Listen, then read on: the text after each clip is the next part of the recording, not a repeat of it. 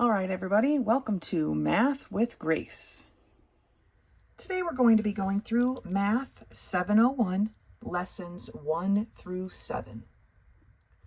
Now, I don't normally do 7 lessons in one video, but if you have never used Christian Light before, their book 1 of the series, it seems, has a lot of practice tests. And what these practice tests are pre-tests. What they are is to see if you're ready for this set of books. Now, before we go too far into that, even if you don't do super well on these pre-tests, I wouldn't worry about it. The books that come after this go into most, if not all, of these subjects again, and therefore you'll get more in-depth study of them. But just to cover this book, I'm going to be doing technically not lesson 1, because lesson 1 is only a pre-test, but I'll be doing the practice set part of lessons 2 through 7 in this video, and then 8 through 13 in the next video.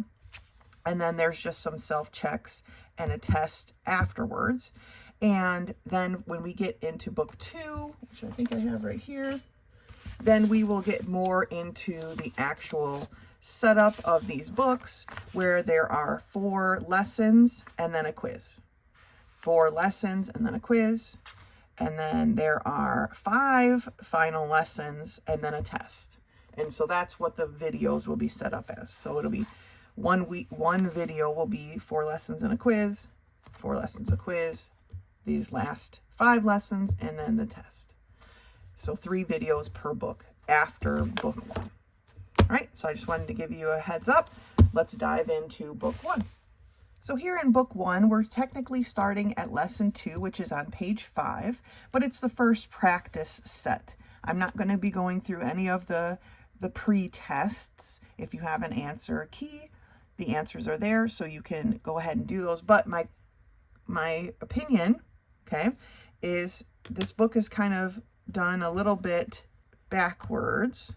All right, so this practice set applies to this pretest. So pretest lesson 1 is based on this practice set. So what they do is they give you a pretest and then they go over the material that was on it. So what I'm going to do is I'm going to go over the material, and then I suggest you go back and take the pretest, okay, if you don't recognize the material already.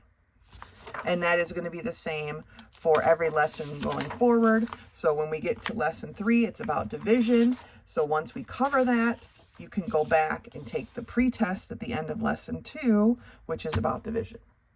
Okay, I hope that makes sense. These books are, this just book 1 of this series is a little, I don't know, backwards if you ask me. So anyway, practice set 1, part lesson 2, page 5 is where we're at, okay? And we are talking about geometric facts, all right? Now, it says here, if you need help with geometric facts, you can go back to these lessons in book 6 setup, but let's just talk this through, okay? Here are intersecting lines and angles. We're going to talk about these first, and then we'll answer these questions here, okay? When 2 lines intersect, they create what you can think about as a circle, okay? All together, a circle has 360 degrees. Therefore, the angles that are created by these 2 lines intersecting have to all add up to 360 degrees. Now, in this particular case, this little square right here means perpendicular. I call it a doghouse.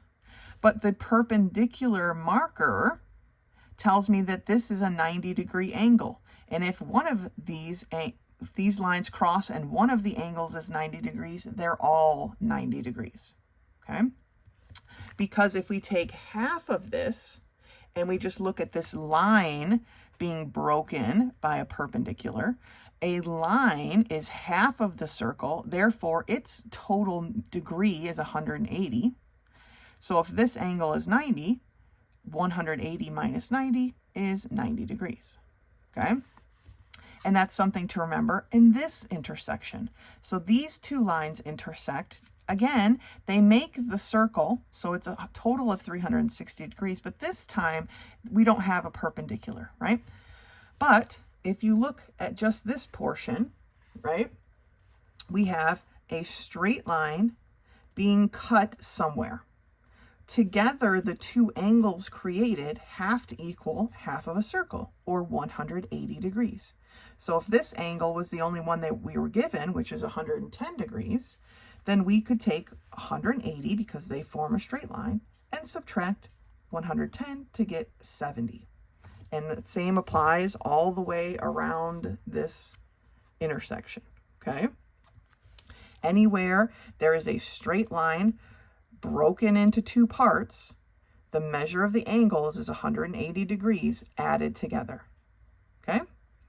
Now, down here, we have a couple of different types of angles. We have a straight angle, which I just said, remember, a straight line is a 180 degree angle.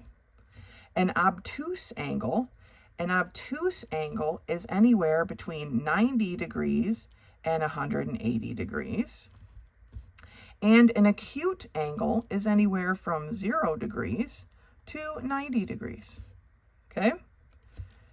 Those are the different measures and what they're called. Obtuse is larger than 90 degrees, acute is less than 90 degrees, and a straight angle is basically a straight line. It's always going to be 180 degrees.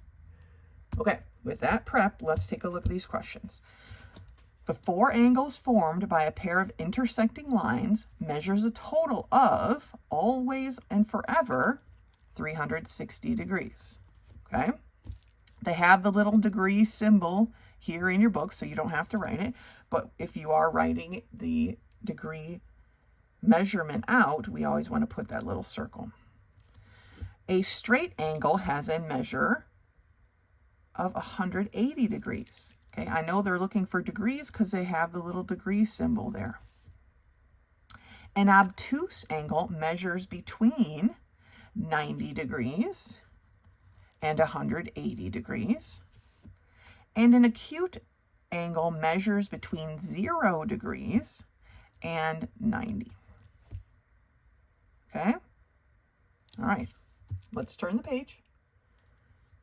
Now, top of page 6, we're looking at questions 5, 6, and 7, which are all about triangle measures, angle measures, quadrilateral. So we're going to cover, let's take a look at this bit of information first before we answer these questions. The first picture we want to look at is right here, right triangles. They've kind of tucked it up here all by itself. A right triangle, see our little doghouse? Remember that meant perpendicular lines. So this line is perpendicular to this line, which means this angle equals 90 degrees. Okay, so we can put a little 90 degrees right there. And the same is true. Anytime you see this little doghouse, that tells us the angle is 90 degrees. Right triangles always have one 90-degree angle. All right? I'm going to keep talking about triangles first before we talk about quadrilaterals. So down here are 3 different types of triangles. Okay? A scalene triangle is a triangle who has 3 different lengths of sides. Okay? So they've marked the lengths with these little check marks is what I call them. So this shows us that each length of side is different because this one has 1 check mark, this one has 2, this one has 3. All those sides are different, and that's what makes this a scalene triangle. Also notice that the interior angles of a triangle always add up to 180 degrees. All right, so the interior angles are the angles formed on the inside of the triangle, and they will always equal, if we add all 3 together, 180 degrees. Now, an equilateral triangle is a triangle where all 3 sides are the same length. Now, you can see that because they each have 1 check mark. Therefore, that means that this is the same as this, which is the same as this. All right? That being said, equilateral triangles, all of their interior angles are the same length as well, and they still equal 180 degrees. Okay, they're always going to be 60 degrees, and they always together equal 180. An isosceles triangle has two sides that are the same and one that's different. You can see that these are the same because they both have one check mark, and this one has two. And that's what makes an isosceles triangle. Now, the measure of these angles isn't always going to be 70, 70, 40. Don't get that wrong. The only one that they're always 60 is the equilateral. But in the isosceles triangle, even though they have two sides the same and one different, their angle measures still always equal 180 degrees. The interior angles of any triangle added together are always going to be 180 degrees. Okay? Now, looking at quadrilateral. A quadrilateral is a four-sided shape. Okay? Any shape that has four sides is a quadrilateral. One type of quadrilateral is a parallelogram. A parallelogram, and we'll talk more about this in a later section, has opposite sides that are equal and parallel to each other. Parallel means they're going to go on next to each other forever and ever and never cross, never come closer or further away and never cross each other. Okay, that's what parallel means. So in a parallelogram, we have four sides. Opposite sides are parallel to each other. In a quadrilateral, when we add up the interior angles, there's four this time, they always equal 360 degrees. Okay, always, no matter what sizes they are, they're always going to add up to 360 degrees. The next quadrilateral is a trapezoid. Now, a trapezoid has two sides, one pair of opposite sides that are parallel.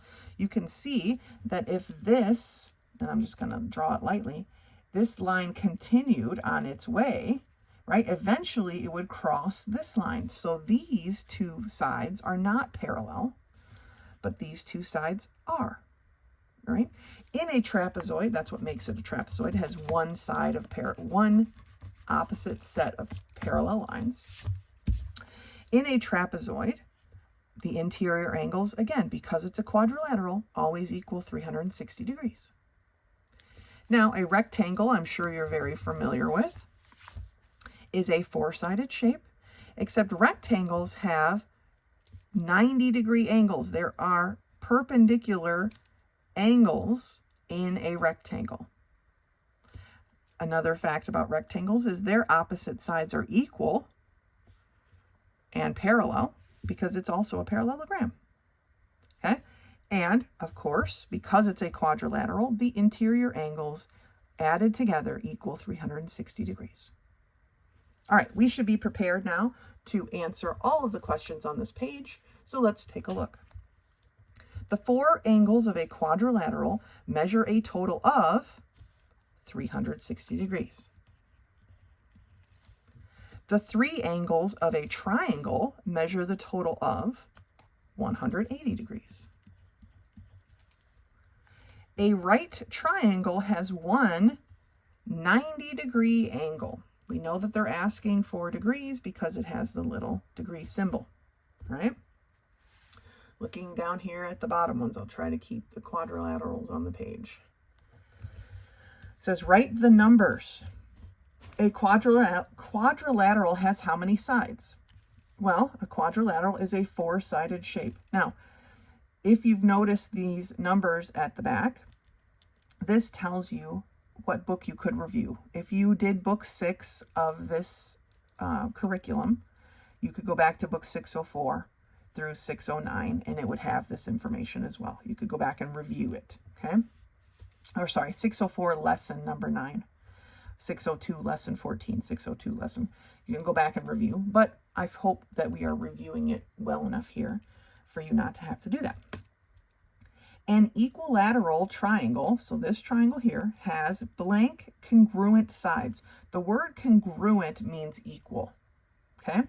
So it has 1, 2, 3 equal sides, or congruent sides. A scalene triangle, so this one here, has how many congruent sides or equal sides? Well, what makes it a scalene, remember, is that it has 0 congruent sides. None of the sides match each other at all. Number 11, an isosceles triangle, which is this one, has how many congruent sides? Well, what makes it an isosceles is the fact that it has 2 congruent sides. Now, this question we haven't quite gotten to yet, so we're going to just talk about it together. We will get to it in another section coming up. That's why we're going through all of the practice set together, and that should equip you to go back and do the pre-test. So it says here, the fraction that we use for pi is what? Well, that fraction is 22/7, which is kind of a weird fraction, but that is the fraction that we use for pi. And these last 3 questions are about some things, again, that we will be learning in a section coming up. But it says the formula for the area of a circle is, so it's going to be area, which is the capital A, equals pi, the symbol, r squared. Okay, so the area of a circle is area equals pi r squared. All right. It says here the formula for finding the volume, number 14, of a rectangular prism is, well, that's going to be V for volume equals length times width times height. All right, length times width times height. We just abbreviate them, all right? Number 15, the formula for the perimeter of a rectangle or a parallelogram is, and again, these last 4 questions don't apply to this, but we will learn them more in depth coming up. So, like I said, this book is a little, it can be a little confusing. They're just trying to see if you're ready for this set of books. Now, like I said, if you don't remember these things from your last set of books, don't worry. We will definitely cover them more, if not in this book, definitely in books to come. So don't panic. If you're here and you're ready to take book 7, then we will get through book 7 together, okay? Or material for book 7. The formula for the perimeter of a rectangle or a parallelogram is capital P equals 2 times the length plus 2 times the width. And if you want to show multiplication better with parentheses, then that works out too. But putting the 2 next to the L, that implies multiplication, right? So that is the formula for the perimeter of a rectangle or a parallelogram. Okay? All right. This should be enough information. I haven't actually looked at every question on this pre-test, but if you want now to do some homework, you could come back to page 3 and go through these. Yes, it looks like it's the same things. Go through these questions here. But if you don't, that's okay. Let's just work through this book. You'll have plenty of homework to do when we get to book 2. All right. So when you're ready, meet me back here for lesson 3. All right. Lesson 3 begins on page 8, and it is division with 3-digit divisors. Okay. So division with multiples of 10 is where we're going to start. These are kind of quick, but there's some work coming up that we will do together.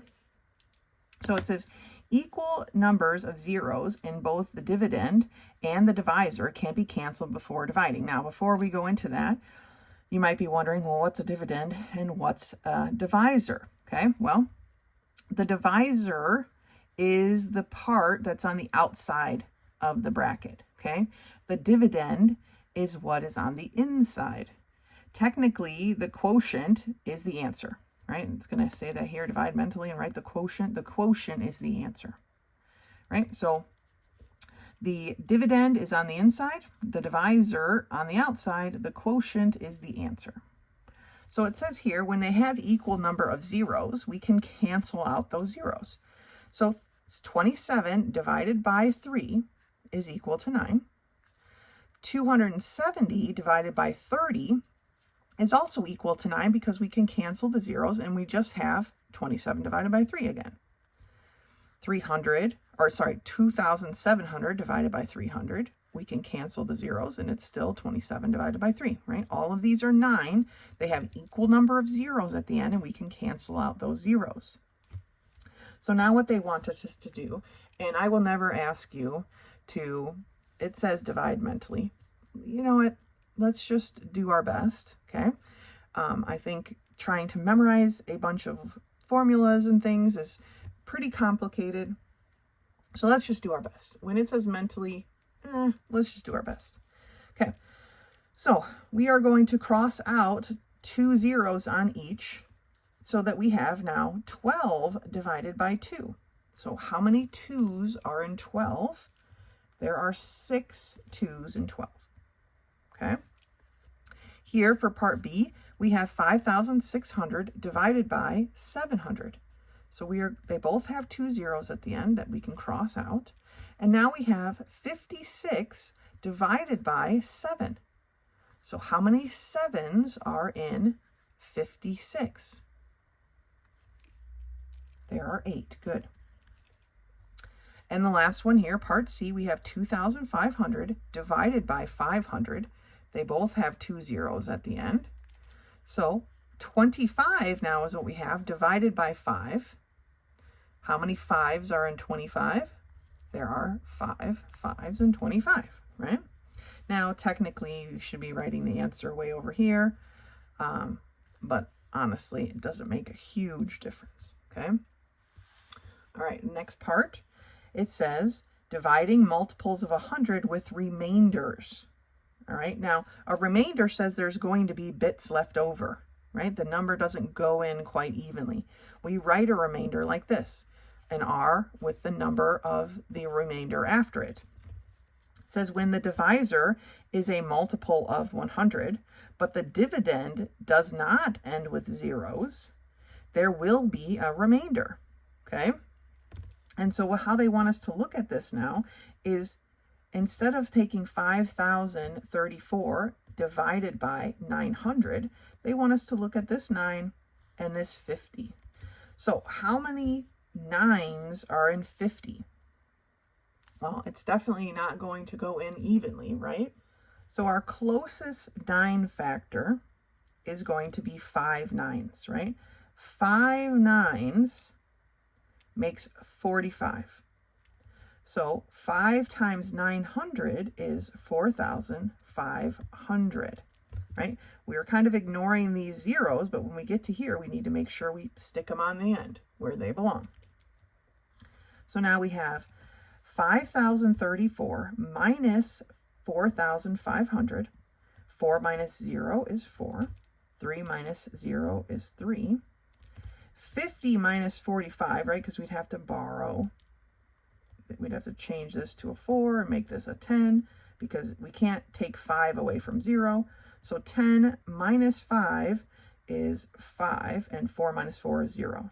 So this is our remainder, 534. Now, I am cool with you just writing it like this, but the book wants it up here, so remainder of 534. All right, let's take a look at part B. For part B, we have 2,693 divided by 400. Again, because our 400 is a pretty big number, I want to look at this 4 and this 26, right? So how many 4's are in 26 evenly without going over? Okay, well, that would be 6 4's, right? 6 4's is 24. 6 times 4 is 24. Then we put the 2 zeros back on and we subtract, okay? 3 minus 0 is 3. 9 minus 0 is 9. 6 minus 4 is 2. And 2 minus 2 is 0. So here is our remainder, 293. All right, last one to practice this. We have 7,603 divided by 800. Okay, well, normally we would have crossed out the zeros, right, and just done 8 or 76 divided by 800. So that's what we're going to focus on. We can't cross them out because it's not a 0. But how many 8's go into 76 evenly without going over, right? Well, it's going to be 9, right? And how many 8's? 9 times 8 is how much? 72, Okay, don't forget your 2 zeros that were there, so 7,200. And then we have 3 minus 0, which is 3. 0 minus 0 is 0. 6 minus 2, which is 4. And 7 minus 7, which is 0. So here's our remainder for this one. So it's going to have a remainder of 403. All right.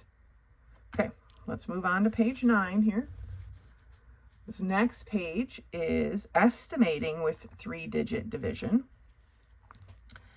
Here are some steps that we need to think about, right? It says to divide by 3-digit divisor. Remember, the divisor's on the outside. Estimate how many times the divisor will divide into the dividend. Remember, the dividend's on the inside. Which is kind of what we were doing down here already, except this time we're not going to have zeros at the end, so we have to kind of guess. You're going to estimate. It says sometimes your estimation will be too big. And we're going to multiply and see that our number is bigger than this, right? And we have to go back and change it. Sometimes your estimate will be too small. And so you're going to multiply it out. But when you subtract, the number of your remainder is larger than your divisor. And that tells you that your estimation was too small because there's still a whole nother chunk in there.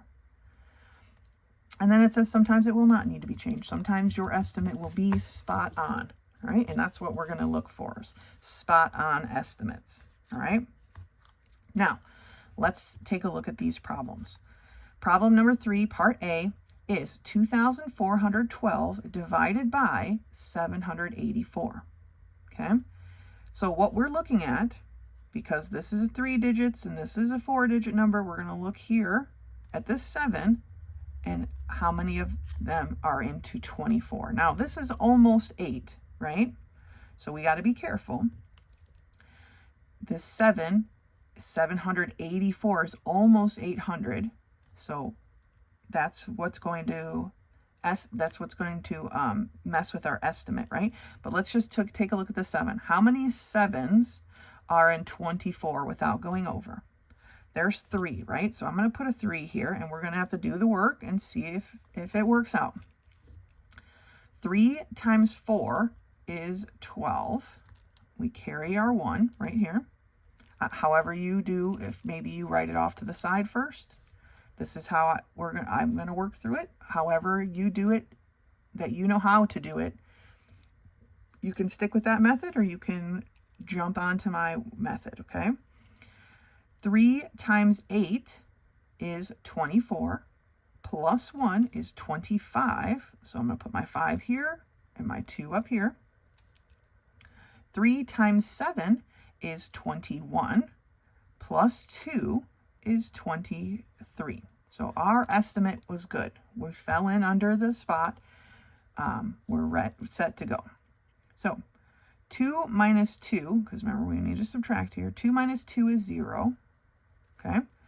1 minus 5 we can't do, so we have to borrow. So we're going to take 1 from that 4, it becomes a 3.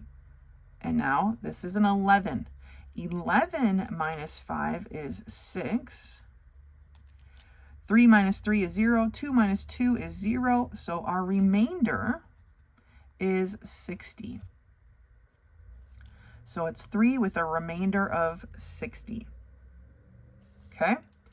Let's take a look at 3B. For 3B, we have 2,248 divided by 281. So we're going to estimate. We have a 2, and here we have a 22. Now this 2 is almost 300. 281 is very close to 300. So when I'm estimating here, right, how many 2s are in 22? Well, it would be 11, right? But that would work out perfectly. But because this is almost 300, I'm going to say that 11 is going to be too much. And I think that's what the point of this is it's too much, and so you have to go back and fix it. But before we go back and fix it, just using our rational thinking, right? Let's just start at 10. So we're going to say 10 goes in instead of 11. I'd rather be under than over, okay? Either way, we got to fix it, but I'm pretty sure 11 would take me over, even though 22 goes into 22 11 times perfectly, right? But this is not just 200. It's almost 300. So we're going to say 10. Now, when you multiply by a 10, right, we're just going to put a 0 at the end. So even when we multiply by 10, look, this is 2,810. Even multiplying by 10 is too much. So we have to go back and fix it. 10 is too big. Shouldn't have written so firmly. So let's try 9. Right now we just have to work our way down. Let's try 9. 9 times 1 is 9. 9 times 8 is 72. So my 2 goes here and my 7 goes over here. 9 times 2 is 18 plus 7. 18 plus 7 is greater than 22. Okay, so right there, I'm not even going to finish.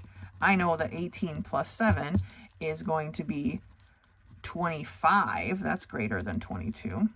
Okay, so these are still quite big. So let's try 8, although I feel like 8 is going to be a little bit too much as well. 8 times 1 is 8. 8 times 8 is 64, right? So our 4 goes here, our 6 here. 8 times 2 is 16. 16 plus 6 is 22. Look at that. It worked out perfectly. So 0, 0, 8 minus 8 is 0, 4 minus 4 is 0, 2 minus 2 is 0, 2 minus 2 is 0. Our remainder is 0. Okay? So remember, we started out thinking it was going to be an 11. We bumped it down to a 10, and we had to come all the way down to 8 for it to actually work out. That's how close this number is to 300 and not actually 200, right? So that's how we estimate. We have to be careful with our estimations. All right, let's look at number C. We have 1,968 divided by 328. Okay, now 328 is fairly close to 300, so I don't think we need to worry too much about going over. But let's see, how many 3s are in 19 evenly? Well, we know that 6 3s is 18, so let's start there. Okay, let's start with 6. 6 times 8 is 48. Okay, we're going to carry our 4. 8 goes here, 4 up there. 6 times 2 is 12. 12 plus 4 is 16. So 6 here, 1 up there. 6 times 3 is 18. 18 plus 1 is 19. Look at that. That one works out evenly as well. 8 minus 8 is 0. 6 minus 6 is 0. 9 minus 9 is 0. 1 minus 1 is 0. We have a remainder of 0. With the remainders of 0, I don't think you need to actually write the remainder of 0. But it does say write with R, with your remainder. But the answer is just 6. The answer of this one is just 8. Okay, let's do a couple more, and then we'll move on to the next part here. For number 4A, we have 2,532 divided by 514. Again, 514 is close to 500, but it's a little bit more, right? So we're going to look here and say, how many 5s are in 25? Now, there would be 5 5s in 25, right? But that works out perfectly evenly. The problem is this is, even though it's only a little bit more than 500, it is more. So 5 514s is going to be greater than this. Just how it's going to work out, right? 500 divided into 2,500 would be 5. But this is a little bit more, and this is not that much more, okay? So I'm not going to choose 5. I'm going to choose 4. When estimating these, right, it's really about, just thinking about it rationally. And, it's not always a strength when we're in 7th grade math, but, we should start practicing that, okay? So let's start with 4. 4 times 4 is 16. We're going to carry our 1 right there. The 6 goes here, the 1 goes here. 4 times 1 is 4, plus 1 is 5.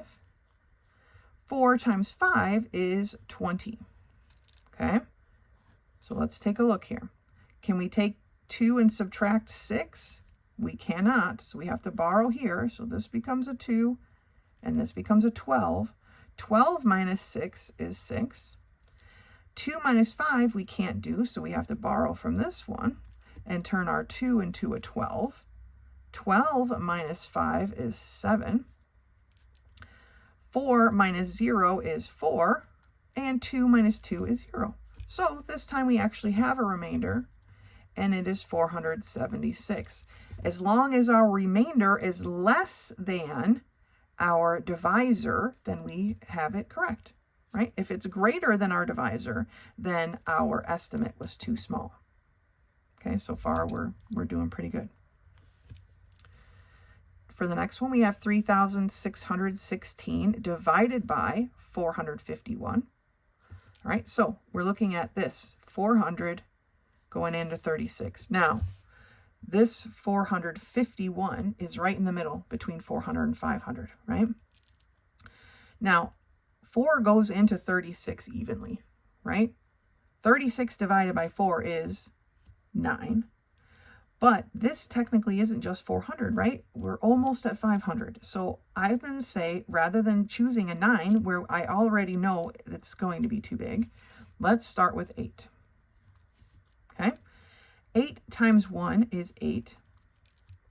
8 times 5 is 40, so the 0 goes here, and the 4 up here. 8 times 4 is 32, plus 4 is 36. Oh, look at that. We just squeaked under. Okay, we just made it.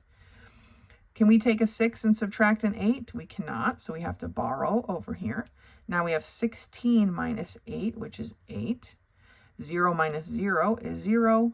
And 6 minus 6 is 0. 3 minus 3 is 0. The remainder is 8. Okay? We just, if we had chosen 9, like I said, because this is technically more than 400, right? If we had chosen 9, it would have been too much. And we'd have to go back and do it again. And nobody likes to do more work than is necessary. So before we start, and we're doing our estimations, let's try to think it through, okay? That'll help us to not have to go back and make so many changes. All right, part C. We have 2,394 divided by 342. So we want to see. Now, we're looking at our divisor, right? 342, it's almost in the middle between 300 and 400, right? It's greater than 300 by almost half. So now let's take a look here. We've got 23. How many 3's are in 23? Or what's 23 divided by 3? Well, 23 divided by 3, the closest we get, right, is 7. And 7 3's is 21. So I'm going to say, let's go with 7. Okay, even though this is going to be, it's going to push us over 21, right? This is 23, so we've got a bit of wiggle room. Let's multiply it out. 7 times 2 is 14. We carry our 1. 7 times 4 is 28, plus 1 is 29. The 9 goes here, the 2 goes up here. 7 times 3 is 21. 21 plus 2 is 23. And we get zeros. 4 minus 4 is 0. 9 minus 9 is 0. 3 minus 3 is 0. 2 minus 2 is 0. We have no remainder. Like I said, you don't have to write remainder of 0, so the answer is just 7. Okay, I hope that helped us talking out our divisor before we estimated. We only had one up here that we actually had to change and change and change several times, right? And that gets to be frustrating. Nobody likes that. So let's just really, really think about our divisor and how it goes into our dividend. Okay? All right, next part of this section here. So looking here at problem number 5, we have 26,100 divided by 139. All right, so we start right here. How many 139s go into 12 is what we're looking at, right? Or how many 1s go into 12. Now, we don't want to choose 12 because that's definitely going to be over, because this is not just a 1, it's 139, right? So let's start with 11. Okay. Now, when we multiply this out, again, no, fucking cancel it again and start over. Taking a look at problem number 5, part A, we have 126,100 divided by 139. So just like we were doing up here, right? We want to look at our 1 and see how many times it goes into our 12. Now, obviously, 1 goes into 12 times, but that's not really going to work because it's not just a 1, right? It's 139. We're going to think about this, think this through. And so 12 is going to be too much. So where do we start, right? That's the question.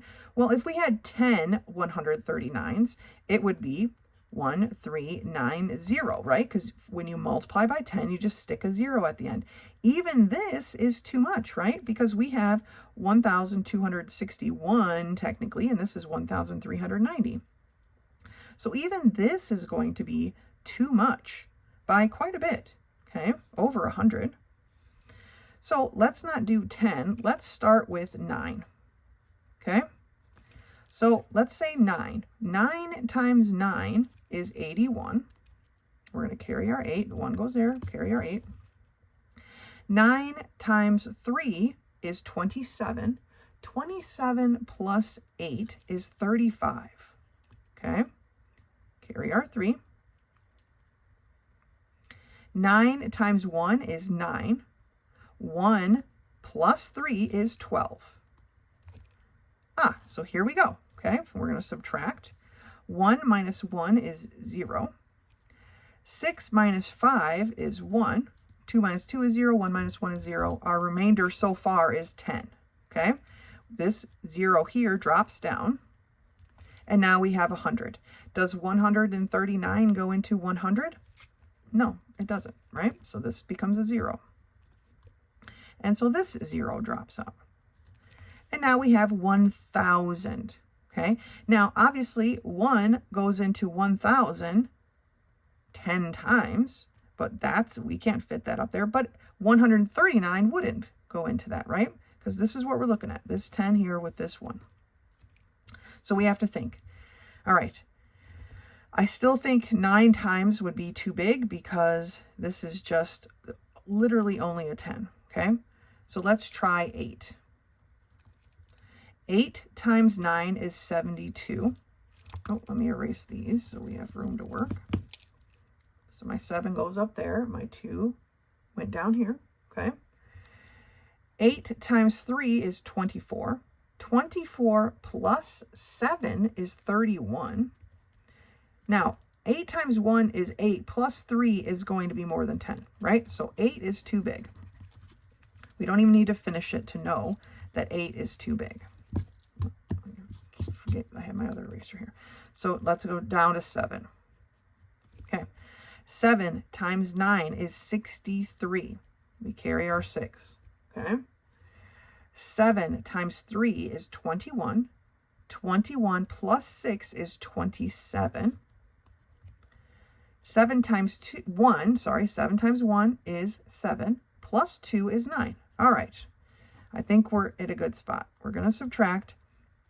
We have to borrow all the way from over here, right? So we have 10 minus 3, which is 7. 9 minus 7, which is 2. 9 minus 9, which is 0. And 0 minus 0 is 0. So we have a remainder of 27. All right, that one was a little trickety, but nothing we can't handle, right? We got this. So let's take a look at part B.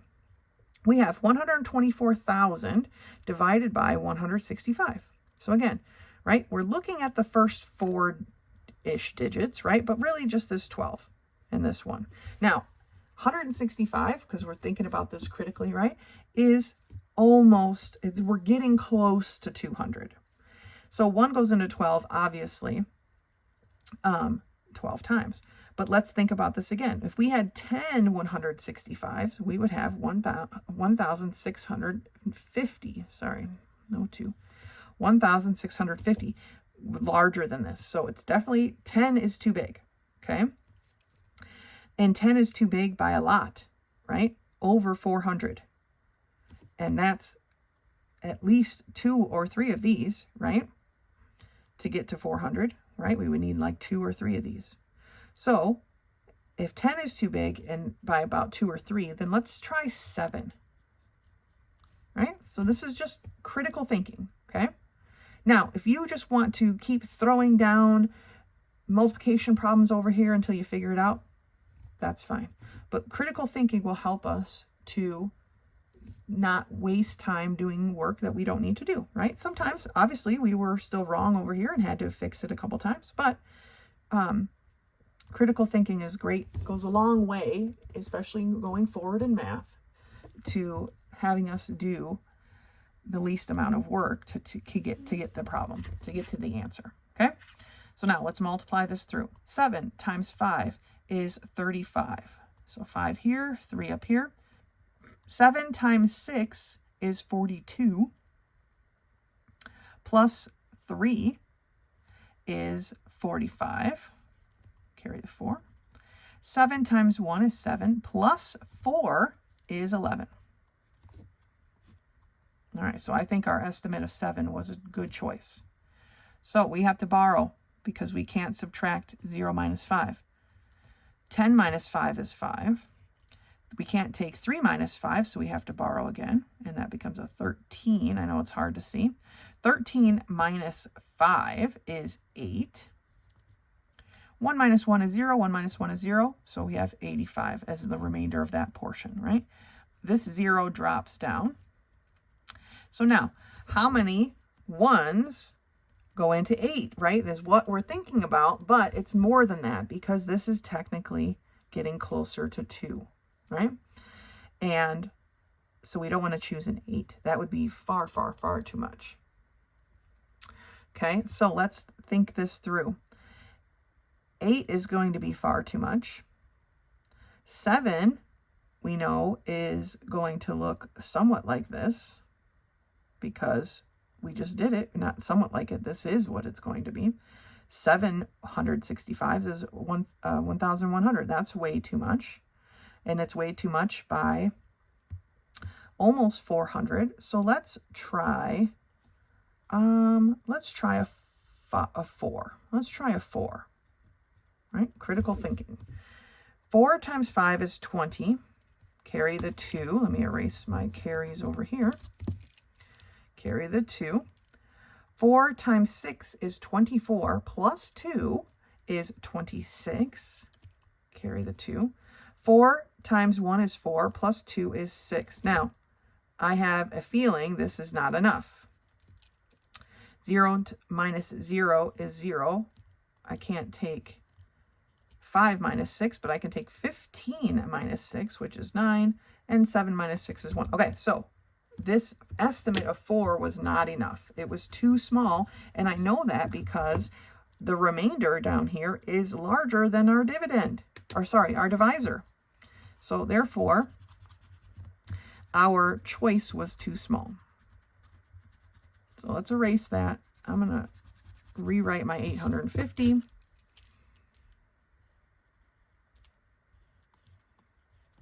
Okay, so let's choose 5. All right, 5 times 5 is 25. Carry the 2. 5 times 6 is 30, plus 2 is 32. So put our 3 over here. 5 times 1 is 5, plus 3 is 8. All right. We can't subtract 0 minus 5, so we have to borrow. 10 minus 5 is 5. 4 minus 2 is 2. 8 minus 8 is 0. This 0 drops all the way down here. Now, how many 165s go into 250? We're on even playing ground, right? And to get this 1 to be a 2, right, you would think it would have to be 2 times, but 2 times is going to be far too much because it's not just a 100, right? It's 165. So let's say 1. So 165. And we have to borrow 0 minus 5, I hope I'm on screen. 0 minus 5, or sorry, 10 minus 5 is 5. I can't take 4 minus 6, so I have to borrow, and it becomes a 14. 14 minus 6 is 8. 1 minus 1 is 0, so this is a remainder of 85. All right, so in this one, we actually estimated a little bit low, right? And so our remainder was too large. It was larger than our divisor, and that's not going to work. So we had to go back and we had to fix that one. But here we are. We've got to the end finally and solved that one. All right, that's it for this practice test. Now, if you are working on the homework and want to go back and do some more, then the pre-test on page 7 would be what you would do on your own. All right, so go ahead and work on that if you'd like. Otherwise, you can meet me back here for lesson 4. Practice set 4, or lesson 4, begins on page 12, and it's geometry applications, okay? So we're going to do a bunch of little things talking about geometry. And the first one is angles and sums of intersecting lines. So remember, when two lines intersect, the 4 resulting angles make 360 degrees, kind of like a circle. The straight angle, like we talked about before, remember I told you there's going to be some repetition here, is 180 degrees because it's half of that circle. And it looks like a line. So the sum of all the angles is 360 degrees. Now, they didn't give us a degree symbol on this one, so we have to put it on. And then they want us to name the 2 straight angles. When we name an angle, it has 3 parts, 3 letters in its name. And we usually put this little angle symbol out front. So the 2 straight angles would be W, X, Y, and angle VXZ. Right, because that's what makes this straight line, and the other one makes this straight line. Okay, the next part on this page here is classifying triangles by sides and by angles. We've talked about this in a previous practice set. Equilateral triangles have 3 sides that are the same length. Isosceles triangles have 2 sides that are the same length, and scalene triangles have no sides the same length. A triangle that has a 90-degree angle is called a right triangle. So they want us to classify these triangles by their sides. We can choose from equilateral, isosceles, or scalene. 3A, we have 1 check mark, a double check mark, and a triple check mark. That tells me that all the sides are different, therefore it is a scalene. Okay. For part B, I have 1 check mark and 1 check mark and then a 2 check mark. Because I have 2 1 check marks, that tells me that those 2 sides are the same. A triangle with 2 sides the same is an isosceles.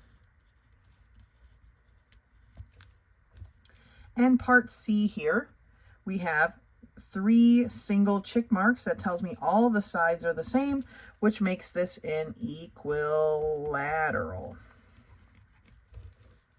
Okay. Then down here, classifying the angles, it says give the letter of the triangle above, which is also a right triangle. Now remember, right triangles and right angles are symboled with a certain symbol. Okay, and that's this little square. Signified by a certain symbol is what I meant to say. This little square right here. So triangle A is our right triangle. All right? Okay. Continuing on to page 13. We have special types of quadrilaterals. So quadrilaterals, remember, are polygons with 4 sides. A trapezoid is a quadrilateral with 1 pair of parallel sides. Parallelograms are quadrilaterals with 2 pairs of parallel sides, which is rectangles, squares, rhombuses. They're all parallelograms. Rectangles are parallelograms with 4 right angles. Square is considered a rectangle. Rhombuses are parallelograms with 4 equal sides. Squares are considered rhombuses, okay? Squares are parallelograms with 4 right angles and 4 equal sides. Okay, now you might be wondering, what's a rhombus? Well, a rhombus is a square that kind of gets squished. So all the sides are the same length, just like a square, but typically it's on a bit of an angle and not right angled like a square. It's a bit squashed. Okay, but a square is a rhombus, so technically that's how they look. Okay. Classify each quadrilateral in as many ways as possible as a trapezoid, a parallelogram, a rhombus, a rectangle, and/or a square. Okay? Now, this one, in my opinion, is a little bit hard to see, but this one's slightly bent, so it's not going to be a rectangle, but it has parallel sides, and it is a parallelogram. Okay? So P-A-R-A-L-L-E-L-O-G-R-A-M, parallelogram. I'm not the best speller. Math is my subject, not spelling. So good thing they have it written here. We can just copy it down, okay? Letter B, 5B, is this. Now, unfortunately, I feel like they should have marked the sides so that we would recognize that all the sides are the same, equal, because that's what it says here, right? But this is a rhombus, right? So it's all of its sides are equal, and it's a little bent, okay? So it is a rhombus, first of all. But they want us to classify this in as many ways as possible, and rhombuses are also parallelograms. So it is also a parallelogram, okay? Letter C is clearly a rectangle, right? These are 90-degree angles. This side is equal to this side is equal to this side, and it is a rectangle, okay? And all rectangles are parallelograms. We might know how to spell that by the time we're done with this section right here, okay? Number 6, letter A, is a trapezoid, okay? These two sides are parallel. These two sides are not, because eventually, right, they would intersect each other if they continued on. So this is a trapezoid, which is also a quadrilateral, but that's not a choice here, right? It's a 4-sided shape. All right, here we have a side where all of the sides are the same, and it has 90-degree angles because it is a square. Okay, it is a square, and squares are also rhombuses. Squares are also rectangles, and squares are also parallelograms. I guess it's not plural, so parallelogram. All right, that's a square. And then over here for letter C, we have another rectangle.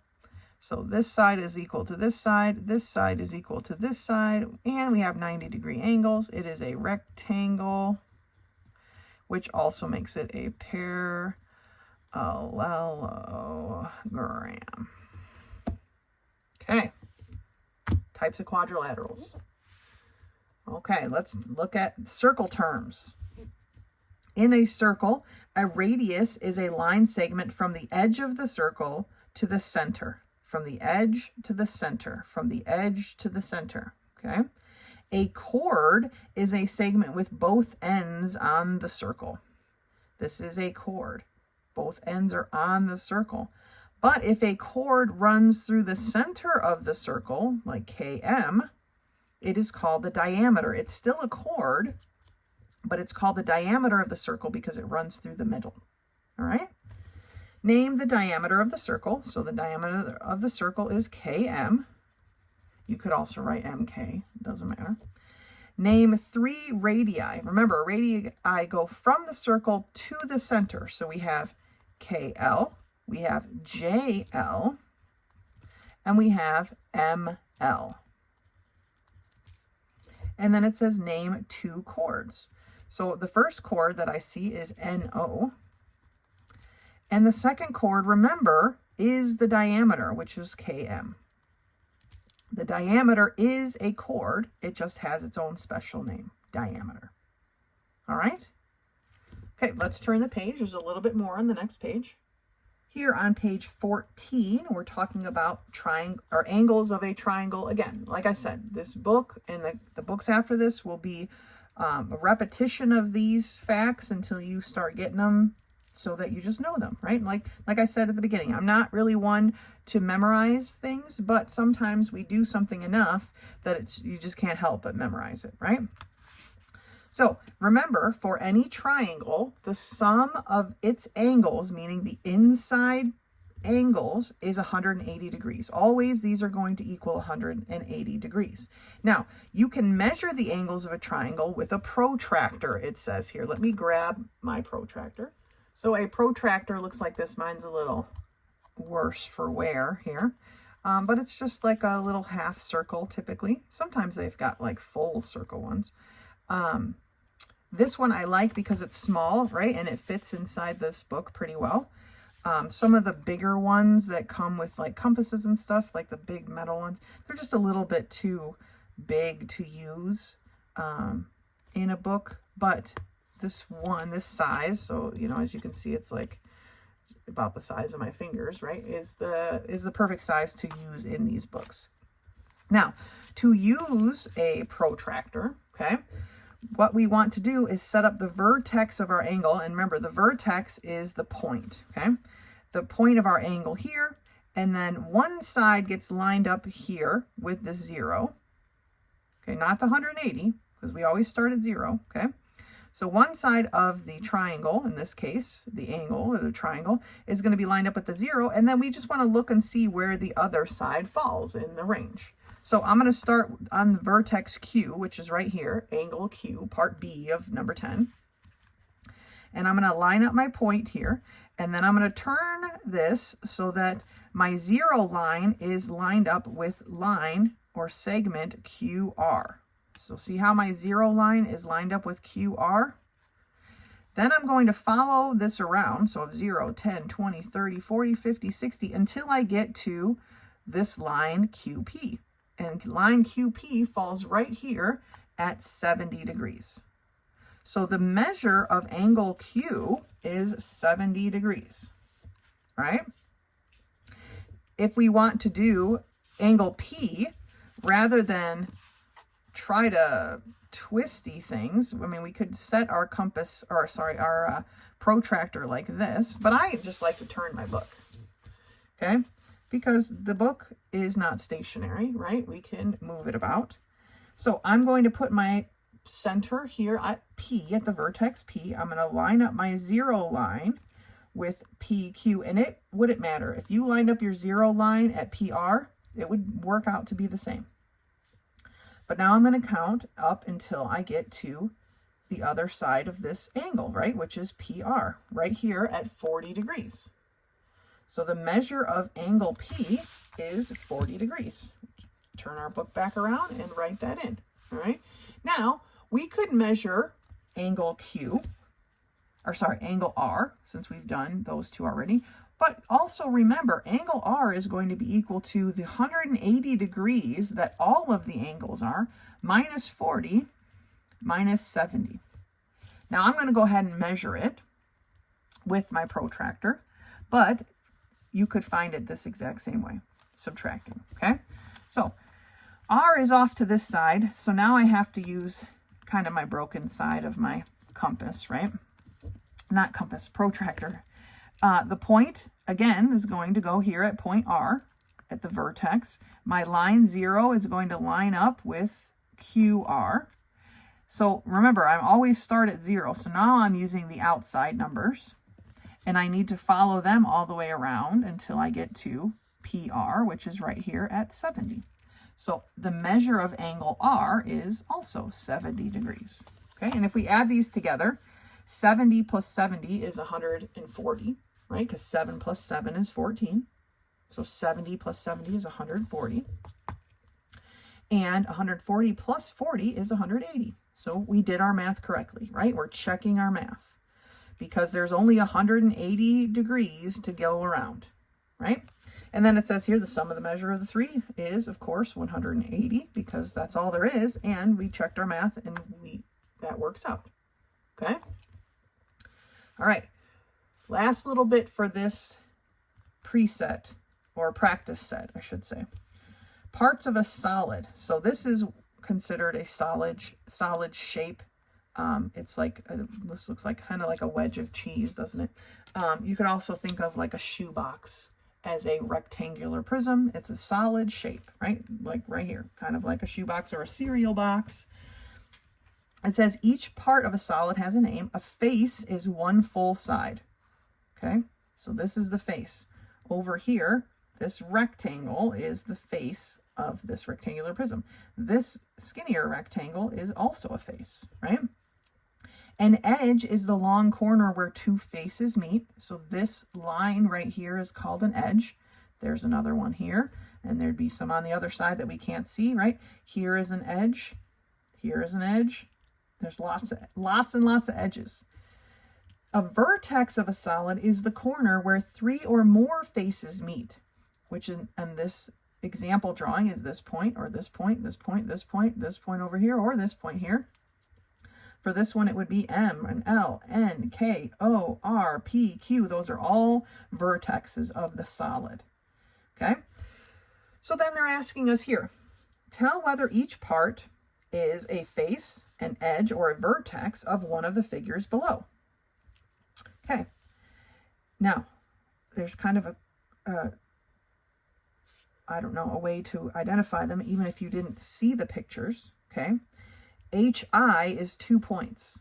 So for anything to be 2 points, it must be an edge, right? But if we actually look at the picture, HI is just the line that connects the back of this triangular prism to the bottom, right? That's an edge. If it is just one letter, then it must be a vertex, because that's the only way you could just write a letter, right? Point M is a vertex because we have this back side and this front side and this top side all meeting at that one point. So that is a vertex.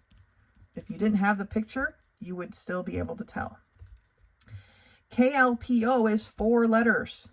4 letters tells me it must be a face, KLPO, because we have to walk around the face. We always put the letters in order, walking one way or the other. You could have walked around this way. The book chose to walk this way, KLPO. So you can't write KLOP because that doesn't work. That's not walking all the way around, okay? So when we walk around, KLPO, that is a face. Now, HIJ is only 3 letters, but that must be that it only has 3 sides. HIJ. You could have written HJI or JHI, any 3 as long as you're walking around, okay? HIJ is a face of a triangle, right? It's just a triangle face. Okay, that's it for this practice set. Now, if you wanted to do, like we've been talking about this whole time so far, if you wanted to go back and test yourself with the pre-test, then go ahead and do that. It starts on page 10. It's 2 pages for this one. But this is the pre-test that applies to this practice set. All right, so go ahead and work on that, and then meet me back here for lesson 5. Lesson 5 begins on page 17, and it's a practice set here, converting fractions to decimals and repeating decimals. Okay, so we're dealing more with some fractions and some division, long division. It says to change a fraction to a decimal, divide the numerator by the denominator. For a mixed number, divide just the fractional part, then write the decimal answer next to or beside the whole number. So let's look at these examples that they have for us, okay? 13/16 is how we would say this fraction, or 13/16. It's the same as 13 divided by 16, right? A fraction is just division. 13, that line is divided by 16. I don't know if you've ever seen this before, but a fraction is division, except instead of the dots, right, we have a number, 13 divided by 16. So they do the long division here, okay? Adding some zeros so they could get all the way through. And so the answer is 0.8125. 2 divided by 3 is written like this, right? 2 divided by 3. And it ends up being 0.66.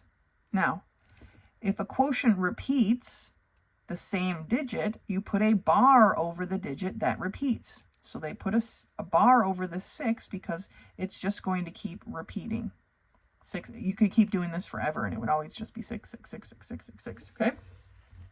For this example down here, we have 2 7/12, or 7 divided by 12. 7 divided by 12, okay? They've had to add some zeros to get it to finish, to complete the division, and they came up 0.5833333333, right? The 3 is going to keep repeating forever, and so you just put a bar over the 3, and you put your decimal portion next to your whole number. So 2.583 repeating, all right? Over here, we have 1 5/11, or 5 divided by 11. 5 divided by 11. They've had to annex some zeros to complete, right? But what they've seen is it starts to form a pattern of repeating digits. Not just one digit repeating, but a pattern. So to show that this repetition exists, they put a bar over the 2 numbers that repeat. So it's going to be 0.45, 45, 45, 45, 45, 45, forever and ever, amen, okay? And then don't forget the 1 that goes out front. All right? Okay, let's turn the page and take a look at some of these. All right, here at the top of page 18, it says convert to decimals and write any repeating decimals with a bar. So we have 5/6, right? Or 5 divided by 6.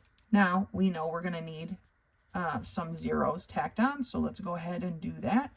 Don't forget your decimal place. And when we have a decimal place, it pops up and should sit right above where it is in the problem. So 6 does not go into 5, so we put a 0 there. So how many times does 6 go into 50? Well, we have to think about that, right? 6 goes into 50 7 times. No, sorry, 8 times, because 8 times 6 is 48. Okay, so 50 minus 48, or we could carry if you need to. 10 minus 8 is 2. 4 minus 4 is 0. So the remainder here is 2. We're going to drop this 0 down, and now we have, how many times does 6 go into 20? Well, 6 goes into 23 times, right? Because 3 times 6 is 18. 20 minus 18 again is 2. If I put another 0 here, then we end up with 20 again. And this is how we know it's going to be repeating, because we already had a 20. Now we have a 20 again. It's going to be 3 again, and 3 and 3 and 3 and 3 forever and ever, amen. So the answer is 0.83 repeating. We put that bar over the 3 to show that it is a repeating decimal. How about over here? We have 8 5/12, or 5 divided by 12. Now, I'm going to just go ahead and put this 8 up here with a decimal point because it needs to be, right? And then we're going to put our decimal here, and we're going to add a couple of zeros.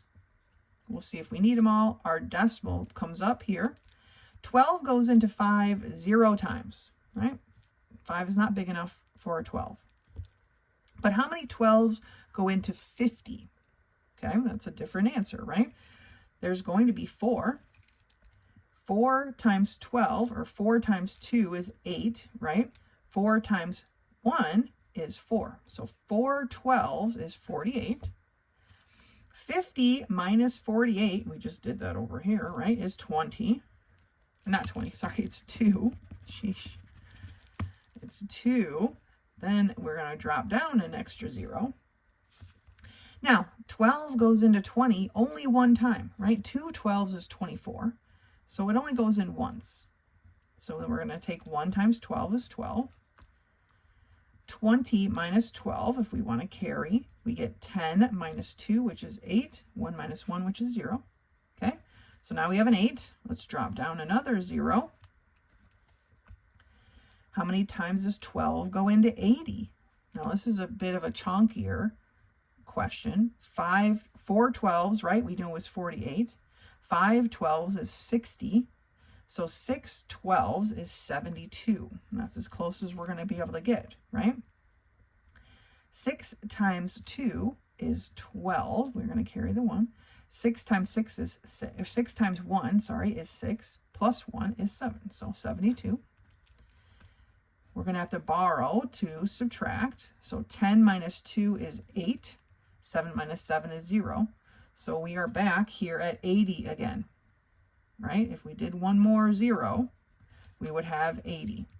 And we just had 80. So we know this is going to be a 6 repeating. So the answer is 8.416 repeating. Just the 6 is what repeats, okay? Nothing else. Let's take a look at this last one, problem number 1, part C. We have 2 5/8, or we have 5, well, I'm not leaving myself enough room here. 5 divided by 8, okay? We know we're going to have some decimals, so let's do that. I know my 2 is going to be here when I'm done, so I'm going to put that up there. 8 goes into 5 0 times. There's not enough in 5 for an 8 to go into. So now we have to see how many times does 8 go into 50, okay? And that's going to be 5 times, because 5, or no, it's not. It's going to be 6, isn't it? 6 times. 6 times 8 is 48, okay? 50 minus 48 is 2. We're going to drop down this 0. And so how many 8s are in 20? Well, there are 2 8s in 20. 2 times 8 is 16. Okay. 20 minus 16 is 4, but if you need to borrow, right, 10 minus 6 is 4. Then this 0 drops down here. And then how many 8s are in 40? Here is where our 5 comes in, because there are 5 8s in 40. 5 times 8 is 40. So 40 minus 40 is 0, right? So this one actually ends completely. And so our answer is 2.625. Okay, no remainder, no repetition, right? Well, we're not finding remainders, but no repetition is what I meant for that particular problem. All right, for these next two, it says divide and then write any repeating decimals with a bar. So they've already set up our division here. We just need to extend it a little bit because 22 doesn't go into 20. So we need to definitely add some zeros here. We're going to move up our decimal place. 22 goes into 20 0 times, right? We just said it can't go into it. So now we need to look and see how many times 22 goes into 200. It's not going to be 10, right? Because 10 22s is 220. It's going to be too much. So let's try 9. All right. 9 times 2 is 18. We're going to carry the 1. 9 times 2 again is 18, plus 1 is 19. Okay, so now I have 200 minus 198. Those are super close together, and the answer is 2, right? They're only two steps apart. Dropping down this 0 gives me a 20. We already know that 22 does not go into 20, so that's a 0. So we have to drop down another 0, and we're right back at 200 again, which is where we were here. Okay, so the answer here for this one is going to be 9, right? Because it's 198, leaving 2 behind, and then we start over. So the question here is, which part is repeating? Because it's not the 909, because if that were the repeating part, then it would be 0.909909, right? If this were the repeating part. So we have to think, what part is actually repeating? What would be the next answer here? It would be a 0, right? So what repeats is this part here, the 09, not the 909. We're going to leave this 9 by itself, and we're going to write we're going to put our repetition bar over this 0, 9, because the next step would be a 0 and then a 9 and then a 0 and a 9 and a 0 and a 9. So the 0, 9 is the repeating part. So we got to make sure we don't repeat too many digits, because if we pick the 909, that wouldn't work, right? Because the answer isn't 909, 909, 909. It's 909, 0909. Okay? All right. Let's look at number 2B. We have 35 divided by 27. So we're going to go ahead and add a couple of zeros. We're going to put our decimal up here. Now, 27 does go into 35 one time. So let's go ahead and take care of that. We can't take 5 minus 7, so we have to borrow. 15 minus 7 is 8. 2 minus 2 is 0. Okay, that's where we're at so far. This 0 drops down. Now, how many 27s are in 80? That's what we need to think of next, right? If we look at the 2's going into 8, that would say that there are 4, but this is not a 2. This is technically almost 30, right? So how many times would 30 go into 8, or 80, sorry? How many times would 30 go into 80? It would only be twice. So that's what we're going to go with. So 2 times 7 is 14. I'm going to put my 4 here and carry my 1. 2 times 2 is 4, plus 1 is 5. Okay. Now we're going to subtract. I have to borrow here. So 10 minus 4 is 6. 7 minus 5 is 2. We just squeaked in, right? Because this is just 1 point less than our divisor. So that's good. That's where we're at. We're dropping down a 0. Now, 27 into 260. If we multiplied 27 by 10, that would be 270, right? So 27 times 10 is 270, but 270 is too big. So let's do a 9, all right? 9 times 7 is 63. We carry our 6. 9 times 2 is 18. 18 plus 6 is 24. Subtracting. We have to borrow, so that becomes a 5, and this becomes a 10. 10 minus 3 is 7. 5 minus 4 is 1. 2 minus 2 is 0. Let's drop down another 0 here. We got to keep going until we hit a repetition or something. So we have now 170 and 27. So how many 27s are in 170? That's kind of hard to say, right? If we think of this as 30, because it's almost 30, how many 30s are in 170? It would be 5. So let's try 5. 5 times 7 is 35. We're going to carry our 3. 5 times 2 is 10. 10 plus 3 is 13. Okay, I have to borrow to do my subtraction. 10 minus 5 is 5. 6 minus 3 is 3. 1 minus 1 is 0. So this is 35. That's too big. 35 is larger than our 27. So my estimate of 5 was not enough. So we are going to erase here, get rid of that, and change our 5 to a 6. Okay. 6 times 7, and this is still 170, but I left the marks there because we're going to probably have to borrow anyway, right? 6 times 7 is 42. Carry the 4. 6 times 2 is 12, plus 4 is 16. Okay, we still had to borrow, so 10 minus 2 is 8. 6 minus 6 is 0. 1 minus 1 is also 0. So we have an 8 here. Bringing it down gives me an 80. Now, we had an 80 way over here, right? And so remember, when we had an 80 way over here, it was a 2. So it was a 2. And 2 of them was 27. And that's going to send us into our repetition.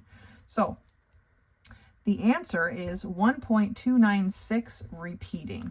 So we don't need to put this 2 here because the repetition bar tells me that after the 6, I'm going to have another 296, and then another 296, and another 296, and so on and so forth, okay? And that's how the repetition bar works, repeating. These 3 numbers, since we're covering all 3, will repeat over and over and over and over forever, amen. That's how they work, okay? Now, we're going to go on to page 19. All right, and it says here, rounding decimal quotients. Remember, the quotient is the answer part. So it says here, when a decimal repeats or divides too many decimal places, we may round the quotient, okay? And so that's what they've done here. This is a repeating 6, forever and ever, amen, right? And so they left 1 6, and then they rounded the second one. So they rounded this 6 based on this 6. And remember, when we do that, because this 6 is greater than 5, is 5 or greater, I should say, it's going to bump this up 1 spot, right? And so that becomes 0.67. Now, it says here the symbol, see this equal sign that's kind of wiggly? It means approximately equal to. And so that's what they've done here, because technically this isn't the right answer because you've rounded. As soon as you round, your answer is not equals anymore. It's an approximation. Okay? Writing the repetition bar isn't equals because we're showing that this goes on and on forever, amen, with this repetition. Okay? But when we round, we no longer technically have something equal. It's just an approximate. Okay? All right. We're going to follow the directions here. It says follow the directions, divide. But it says for this one, round to the nearest hundredth. So remember, the hundredth is this. This is the 10th place, hundredth, thousandth, 10,000th, and so on. Okay. Round to the nearest hundredth place, which tells me that I need to go not just to the hundredth, but I need to go to the thousandth place. Because for me to round to the hundredth, I need one number after it to be able to do the rounding. All right? So that's where we sit. We're going to move our decimal up here. 24 does go into 77 a certain amount of times, right? And that's going to be 3 times. And that's just from practice.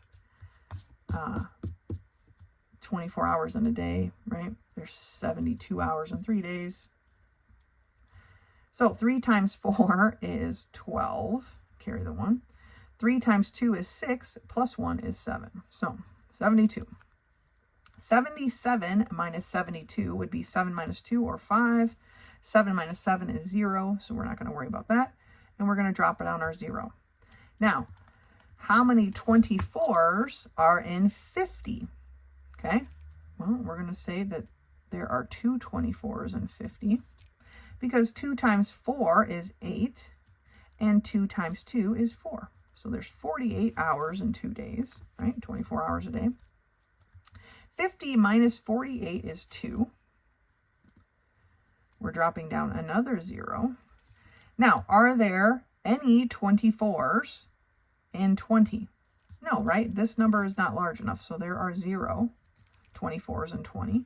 So we need to bring down another 0. So now, how many 24s are in 200? All right, so this is something we have to think about now.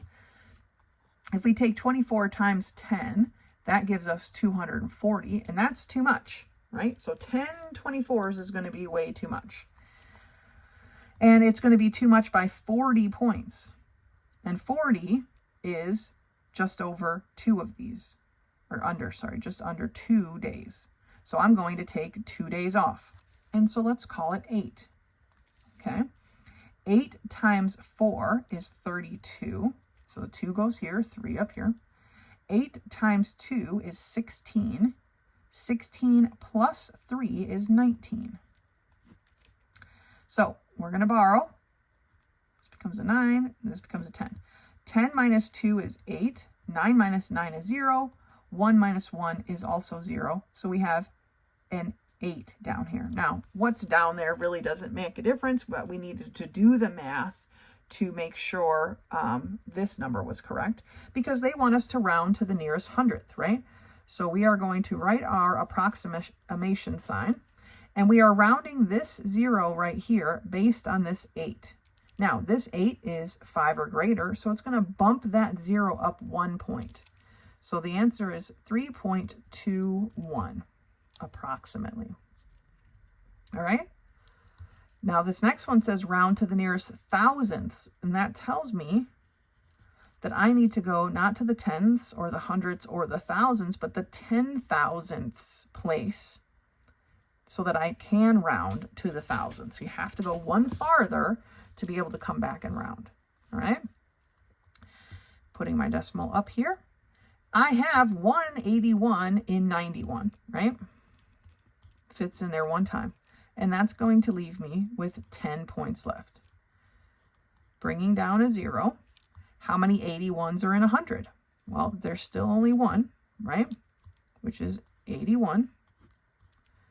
Borrowing becomes a 9. This becomes a 1. 10 minus 1 is 9. 9 minus 8 is 1. And we need to bring down a 0. Now, how many 81s are in 190? Okay, 2 81s is going to be all we're going to be able to fit in there. 2 times 1 is 2. 2 times 8 is 16. Like this, okay? We are going to have to borrow. This is going to become an 8. 10 minus 2 is 8. 8 minus 6 is 2. 1 minus 1 is 0. We're bringing down another 0. So now how many 81s are in 280? How many 8s are in 28 is kind of the way we want to think about this, right? How many 8s are in 28?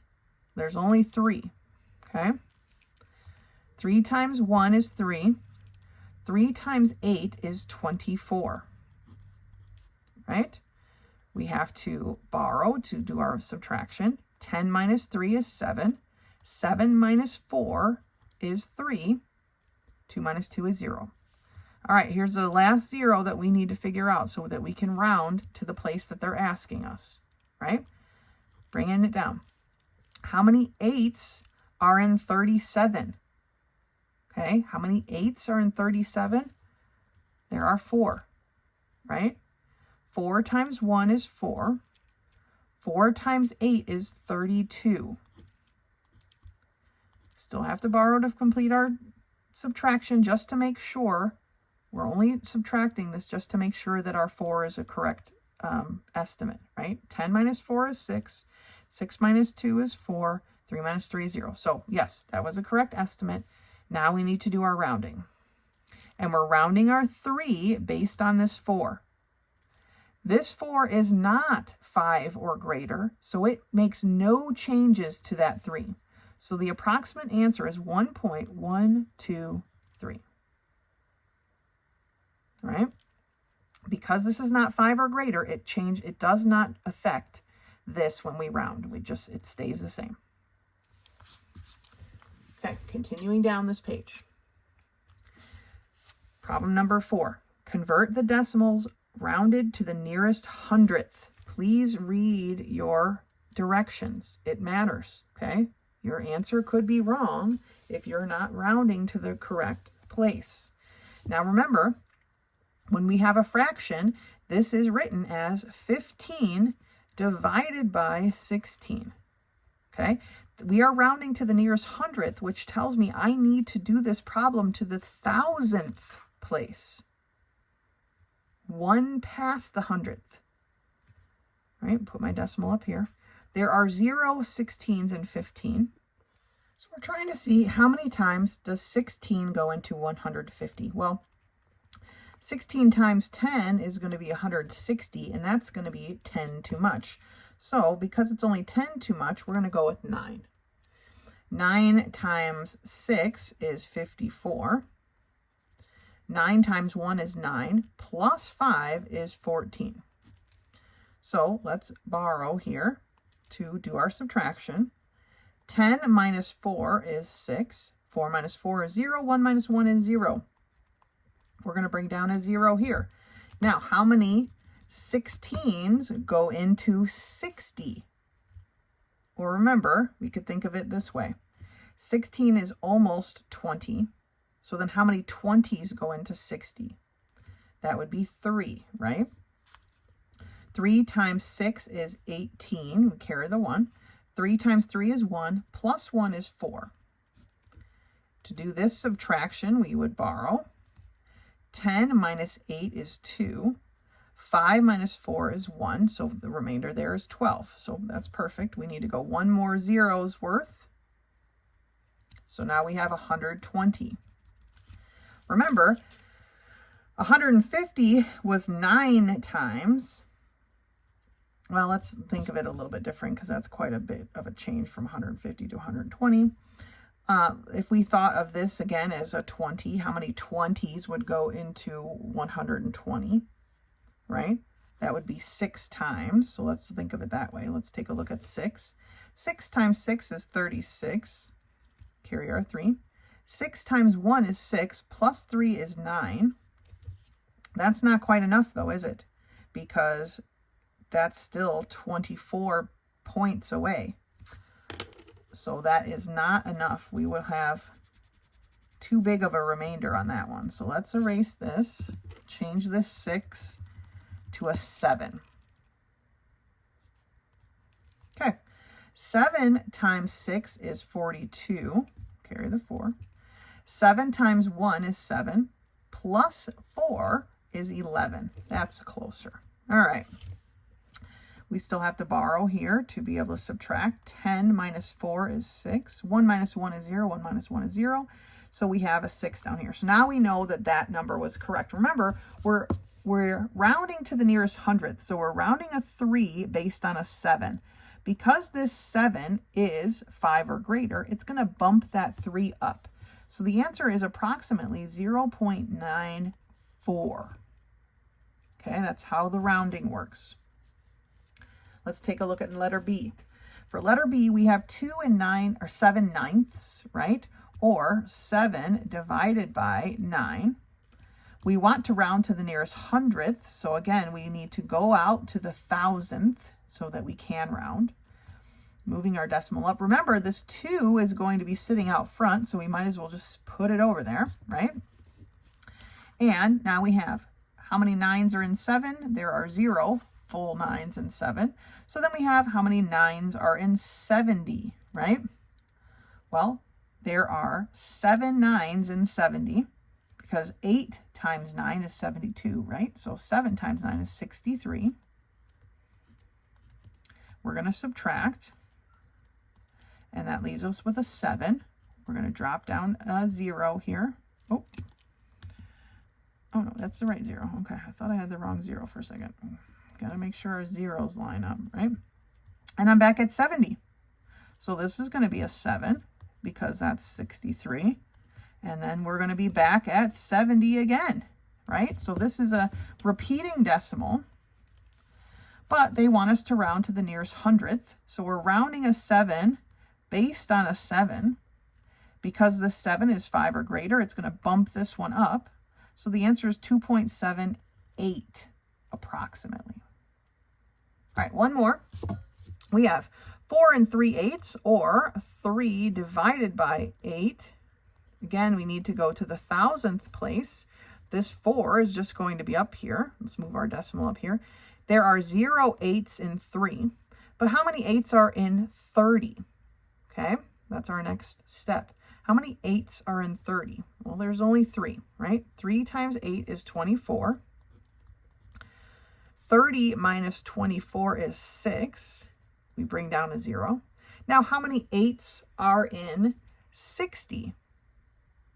Well, 7 8s is 56, right? So 60 minus 56 is a remainder of 4.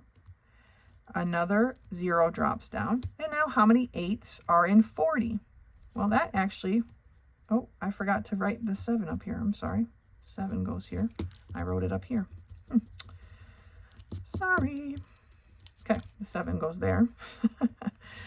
how many 8s are in 40? There are 5 8s in 40, and that works out completely even, right? There's no more. We couldn't even go any farther if we wanted to. But they want us to round to the 100th place, so we're rounding a 7 based on a 5. Now, a 5 is a 5, so it's going to bump this up, right? So it's going to be 4.38 is going to be our answer for being rounded up. Let's go ahead and turn the page. There's a couple more on the next page. At the top of page 20, they want us to convert decimals rounded to the nearest 1,000th place. So to do that, we have to take it to the 10,000th place. So here we have 2 divided by 7, and we need not the 10th or the 100th or the 1,000th, but we need to go to the 10,000th place so we can round to the 1,000th. We have to go one step past. All right, moving our decimal up, there are 0 7s and 2, right? How many 7s then are in 20? Well, there's only 2, right? 2 times 7 is 14. 20 minus 14 is 6. We bring down a 0. How many 7s are in 60? Well, 9 7s is 63, right? So there's only 8 that actually go into 60. And 8 times 7 is 56. 60 minus 56 is 4. We bring down a 0. How many 7s are in 40? Well, 5 times 7 is 35, and that's as close as we're going to get without going over.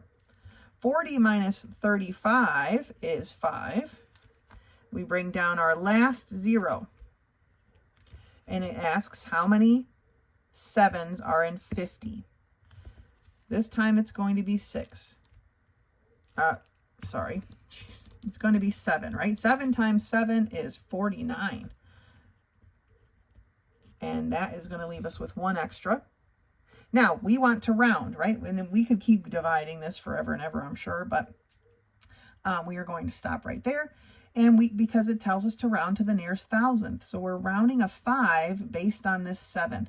The 7 is greater than or equal to a 5, so it's going to bump it up. So the answer is 0.286 approximately.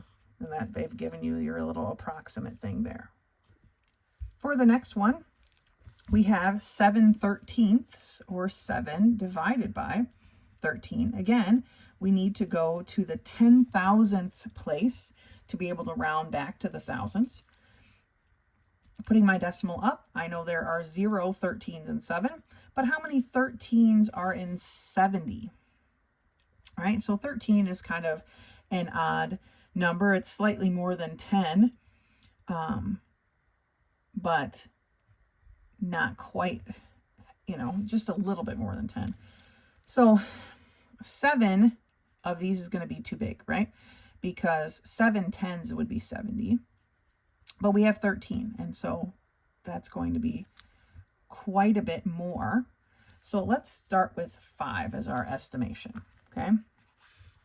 Because 7 13s, like I said, 7 10s is going to be 70, but 7 13s is going to be 21 points too much, okay? And so if we take off 2, that should work it out pretty evenly. Again, this is just an estimation. Take your time. If you were going to say 6, then work it through and see what happens. I've obviously not been correct on every single one. And so, we're just talking it out. 5 times 3 is 15. I'm going to carry our 1. 5 times 1 is 5, plus 1 is 6. So 65 is pretty close.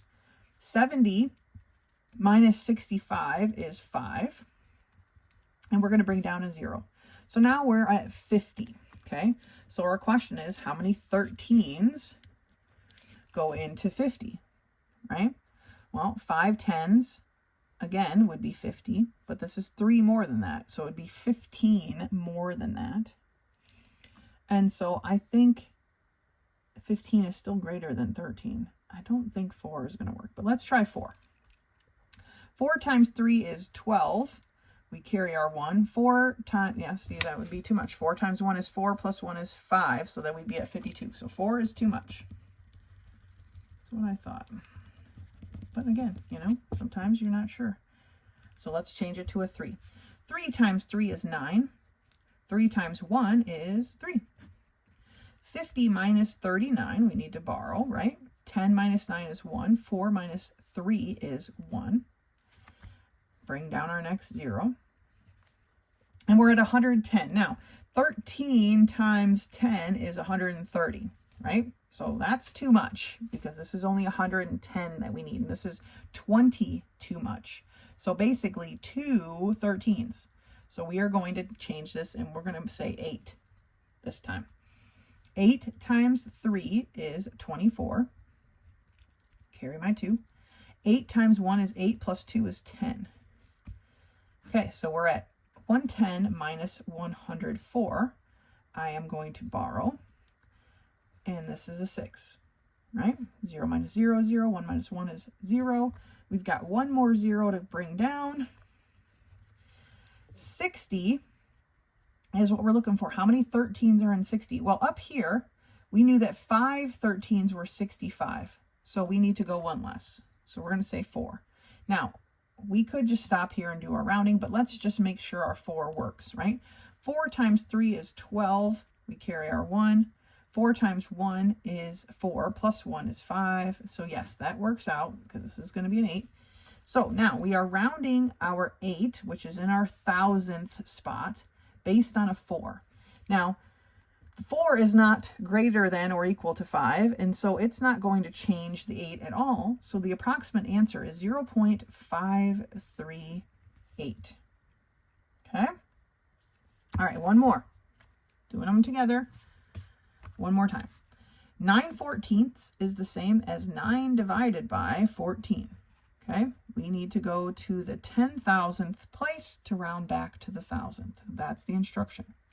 All right, I know that there are 0 14s in 9, so how many 14s are in 90? All right. Well, let's guesstimate here. So 14 times 10 is 140, which is a lot bigger than 90, right? So let's aim at 6, right? I'm literally just guessing. Let's take a 6, which is more than half, but just by a little bit, right? More than half of this. Because half of 140 would be 70, right? So I'm going to say 6. That's my process of elimination, right? Half of this of 140, half of 14 is 7, so half of 140 is 70. 90 is more than 70, so we're going to do 6 instead of 5. All right. 6 times 4 is 24. Carry our 2. 6 times 1 is 6, plus 2 is 8. All right, I think that was a good estimate. All right, borrowing to do our subtraction, we get 10 minus 4 is 6. We're going to drop down to 0, and here we're at 60 now. All right, for 60, I am going to say 3. And why, or you might think, well, why are you choosing 3? Well, we knew that 14 times 5 was 70, right? Because it's half of the 10. And 70 is 10 more than 60. So I guess it wouldn't be 3. It would probably be 4. So we need 1 less than 5, not 2 less than 5. So let's say 4. Okay, 4 times, let me erase this piece. 4 times 4 is 16. 4 times 1 is 4, plus 1 is 5. All right, so 4 was a better guesstimate. Good job, everybody. 60 minus 56 is 4. We're bringing down this 0 now, down here. I like to draw the arrows so I make sure I'm at the right spot. As you can see, I draw the arrows all over the place. Now, how many 14s are going to be in 40? I'm going to say 3 this time, because 2 14s is 28, so I'm assuming 3 is less than 40. 3 times 4 is 2. Carry the 1. 3 times 1 is 3, plus 1 is 4. Ah, so look at that, we're over 42. It wasn't 3 after all. That's too much. So it's going to be 2. 2. And 2 times 4 is 8. and 2 times 1 is 2, so 28. 40 minus 28, we have to borrow. 10 minus 8 is 2. 3 minus 2 is 1. We have one more 0 to bring down, and that gets me to 120. Now, remember, 14 times 10 was 140, which is 20 too much, so I'm going to say, which to get to 20, you'd have to have two 14, so I'm going to say that's 8. 8 times 4 is 32, carry the 3. 8 times 1 is 8, plus 3 is 11. All right, borrowing to subtract. 10 minus 2 is 8. 1 minus 1 is 0. 1 minus 1 is 0.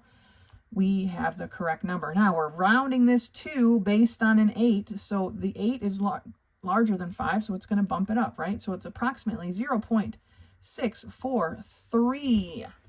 Whew. Those are kind of chunky problems, but that's all right. Okay, we've got one part left here. All right, this final part of this practice set is dividing a decimal by a decimal, all right?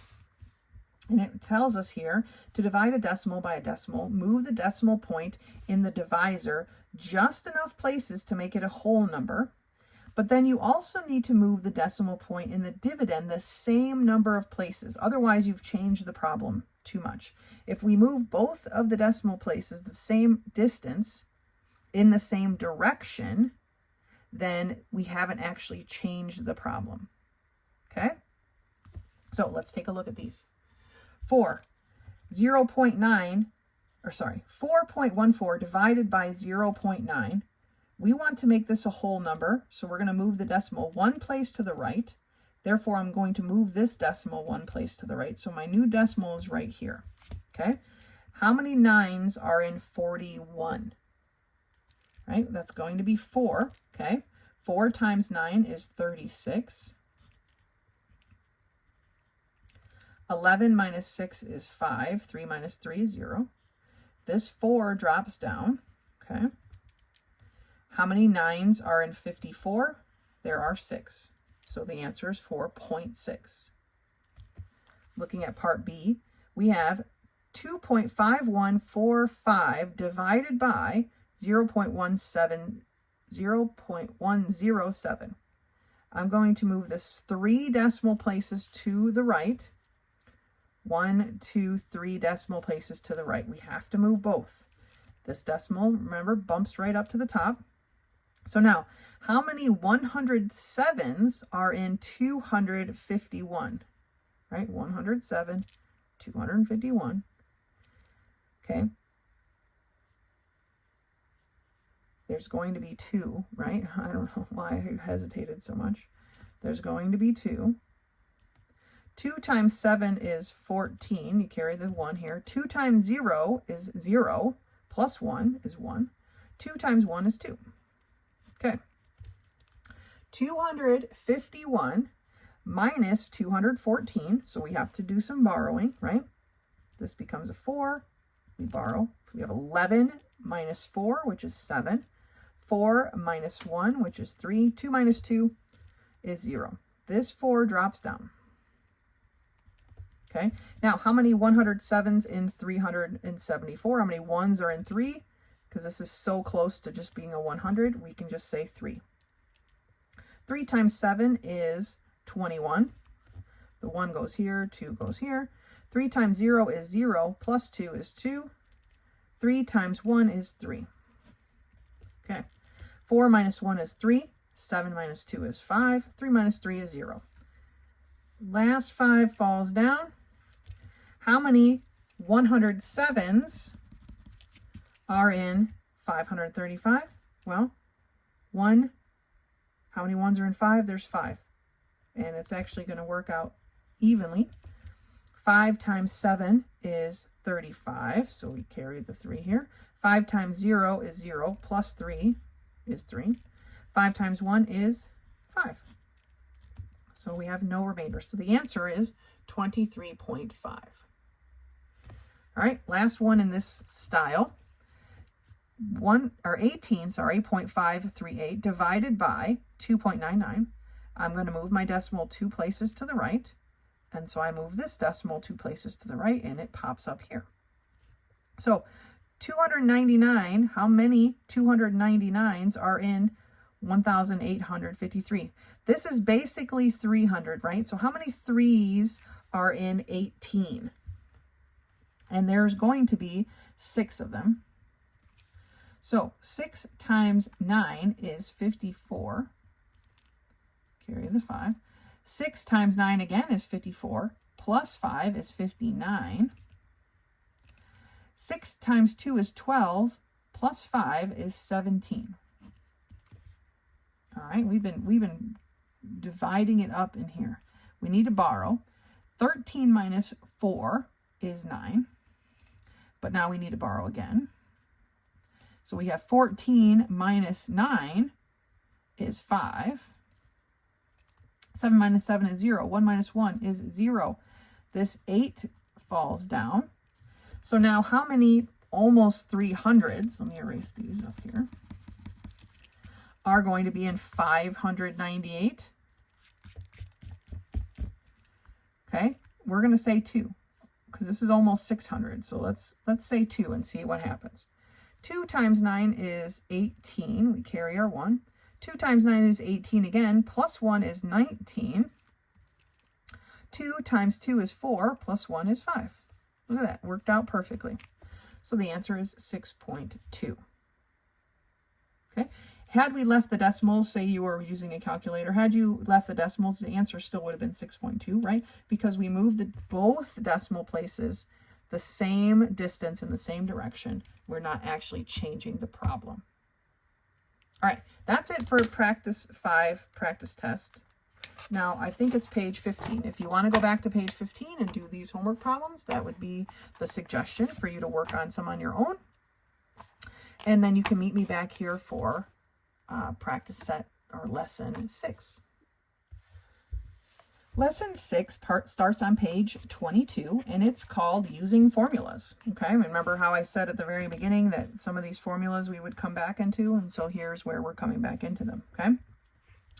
And so the first part is the formula for circumference of a circle using fractions. It says when finding circumference of a circle using fractions, we use 22 over 7 for pi. And the formula for the circumference, that's what this big C is, equals pi times the diameter. That's what this little d is. So C equals circumference, my spelling might be wrong, and D equals diameter. Okay, so that's what these represent, these letters. So looking here, it says use the formula to find the circumference of each circle, and it tells us use 22 over 7 for pi. Now remember, the circumference is equal to pi times the diameter, and they've given us the diameter, okay? So their circumference is going to be equal to pi, or 22 over 7, times the diameter, which is 4 3/8. Now, we can't take a fraction times a mixed number, so we need to change this mixed number into an improper fraction. So to do that, okay, we are going to take the denominator, which in this case is an 8, and multiply it by the whole number, okay? So 8 times 4 is 32. Then we add the numerator, which is 3. So 32 plus 3 is 35, and then we put it back over 8. The 8 is just going to stay in the denominator. And now we can multiply. I like to reduce my fractions before I multiply, because remember, if a number in the numerator has a factor in common with the number in the denominator, we can reduce, right? And 7 and 35 have a factor in common, and that factor is 7. So there's 1 7 in 7s, right? And how many 7s are in 35? There are 5 of them, right? 5 times 7 is 35. And then 8 and 22 actually have a factor in common as well, and that's a 2. There are 4 2s in 8, and there are 11 2s in 22. And so now we have much smaller numbers to multiply. In the numerator now, we have 11 times 5 over 1 times 4, right? We can combine the numerators together, and we're going to put the denominators together in the bottom. And so that's going to equal 55 over 4. So then we need to change it back, right, into a improper fraction. So how many 4s? Basically what we're doing is 55 divided by 4, right? And 4 goes into 5 one time. And that leaves 15 other 4s. And 4 goes into 15 3 times, which is 12, right? And so that leaves a 3. So with a 13 with a remainder of 3, right? How do we write that as a mixed number? Well, it's going to be 13 with the remainder in the numerator. The remainder in the numerator, which is a 3, and the divisor, which is a 4, in the denominator. Okay? So 13 and 3/4 is the circumference of this circle. Let's do the next one. We have a diameter of 2 5/8. So the circumference is going to be equal to 22 over 7 times 2 5/8. Or 22 over 7 times, when we have the parentheses right there, it means times, 8 times 2, which is 16, plus 5, which is 21/8. Okay? Remember, the denominator stays the same. We're only changing the numerator. 21/8 is 2 5/8. Same thing. All right. Now, let's reduce again if we can, right? 7 and 21 have a factor in common. And again, that factor is 7. So there's 1 7 in 7, and there are 3 7s in 21. 22 and 8, again, have a factor in common, and that's 2. And there's 4 2s in 8, and 11 2s in 22. So in the numerator, I have 11 times 3 over 1 times 4. Or 33/4 fourths, okay? And now we need to change that to our mixed number. So we're taking 33 divided by 4. Oh, and we need to make sure we use our unit of measure. I'll get to that in a second. 4 does not go into 3, so how many 4s are in 33? Well, there's 8, right? Which is 32, so there's a remainder of 1. So our answer is going to be 8, and with our remainder in the numerator and our divisor in the denominator, 8 1/4 inches. If they give us a unit of measure, we need to make sure we're listing that as our answer. Sorry, I missed it on this one, but 8 1/4 inches is the circumference for this one. Remember, the circumference, in case you don't really know what that means, is kind of like a perimeter for a circle. If you started at the top or anywhere and walked all the way around your circle, on the outside, of course, my line was not drawn real great, on the outside, if you walked all the way around, that's the circumference, walking all the way around a circle. And in this case, it's 8 1/4 inches going all the way around the circle. Okay?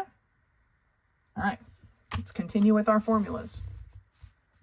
Over here at the top of page 23, we have the formula for the perimeter of a rectangle and parallelograms. I know they asked it earlier, but here it is again. The formula for finding the perimeter of a rectangle or a parallelogram is perimeter, which is represented as this big P. So big P equals the perimeter, okay? 2L, and L, I usually write my L's in math like this because otherwise it kind of looks like a 1. So I usually write it as like a little cursive. So 2L, L meaning the length, and 2 W's, W being the width. So 2 times the L plus 2 times the W, okay? Now, honestly, it doesn't really matter which one you label, the width or the length, but usually the length is larger than the width. But I don't know that really makes a difference, okay? Length is kind of how long something is. The width is how wide it is, right? So that's how I would label that. To find the perimeter for number 2A, the perimeter is going to equal 2 times 7 plus 2 times 3. right? Those are our two lengths that we were given. It doesn't matter what order you put them in, as long as you got both. So 2 times 7 is 14, plus 2 times 3, which is 6. 14 plus 6 is 20. So this is 20 inches, because that's the unit of measure we're dealing with, is the perimeter. Again, a perimeter is if you walked all the way around the outside. Think of it like walking around the edge of your yard. That's what a perimeter is. And in this case, it's 20 inches. All right, looking over here, setting up our formula, the perimeter is going to equal 2 times 4 plus 2 times 6. Now, I just said, but you just said that length is always the longer way. It usually is, but guess what? It does not matter which order you put them in, as long as I have the 4 and the 6. It doesn't matter which is which, okay? If it's a word problem, then we need to pay attention to length and width, right? But this one, we're just looking, we just need one of each measurement, okay? So 2 times 4 is 8, plus 2 times 6, which is 12. 8 plus 12 is 20. So again, we have 20 centimeters as our perimeter, walking all the way around the edge, okay? It's the same, basically, because this is also 6 centimeters, and this is 4 centimeters. It's 6 plus 4 plus 6 plus 4. Just combine down into a smaller formula. Okay, 20 centimeters. All right, the next formula is the formula for the volume of a rectangular prism. Remember when I said a rectangular prism is like a shoebox or a cereal box, right? If you need to visualize it, you can go get a box of cereal from your cabinet or an old shoebox and look at it. That's a rectangular prism. And to find the volume, we take the length times the width times the height. 3 numbers all multiplied together. And so it doesn't matter which one is the length or the width or the height. If I were to lay, usually the height is this distance here. How thick is your box, okay? The length and the width is whatever. There's got to be 3 numbers, and we're going to multiply them all together, right? So the volume of 3A is 5 times 2 times 4. Again, it doesn't matter which order you multiply them in. We need all 3 of the things, okay? 5 times 2 is 10. So then we have 10 times 4. And 10 times 4 is 40. So the volume here is 40 inches cubed.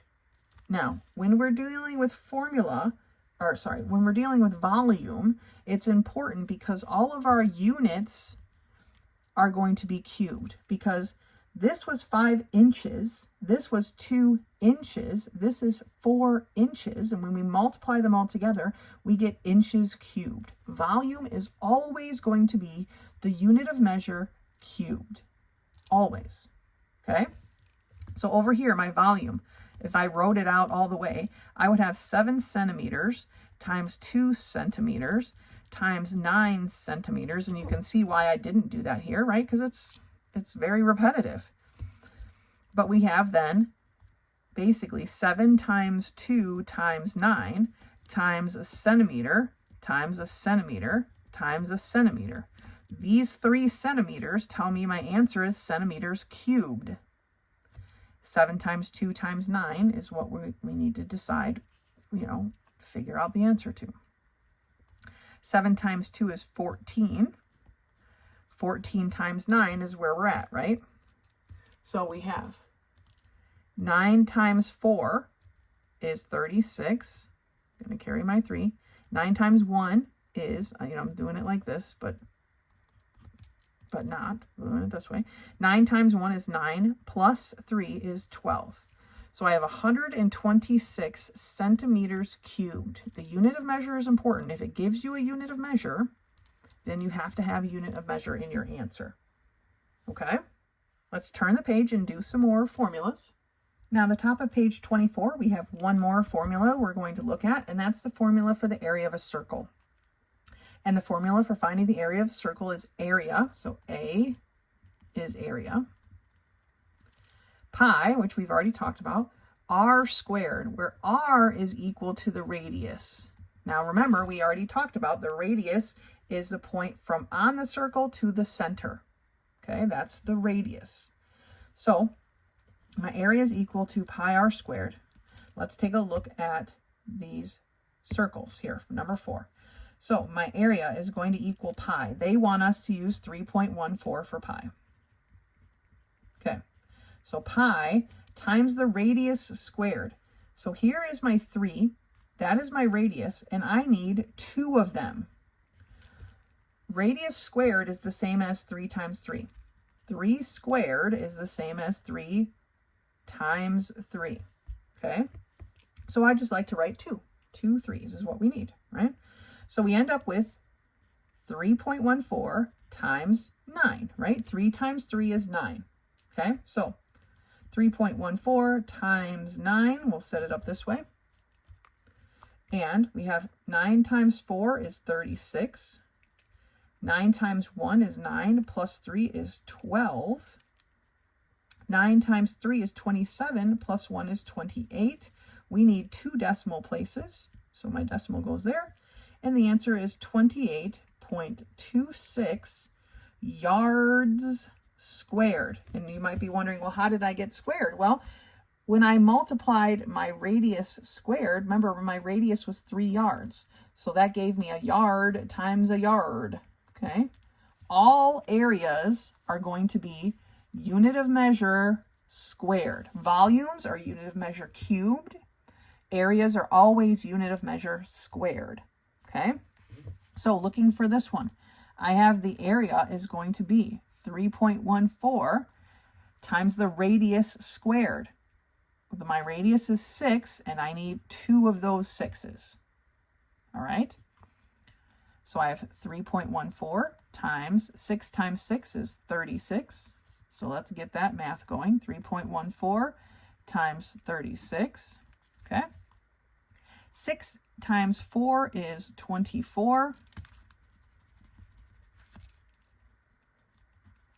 Sorry, sometimes I get my numbers mixed around.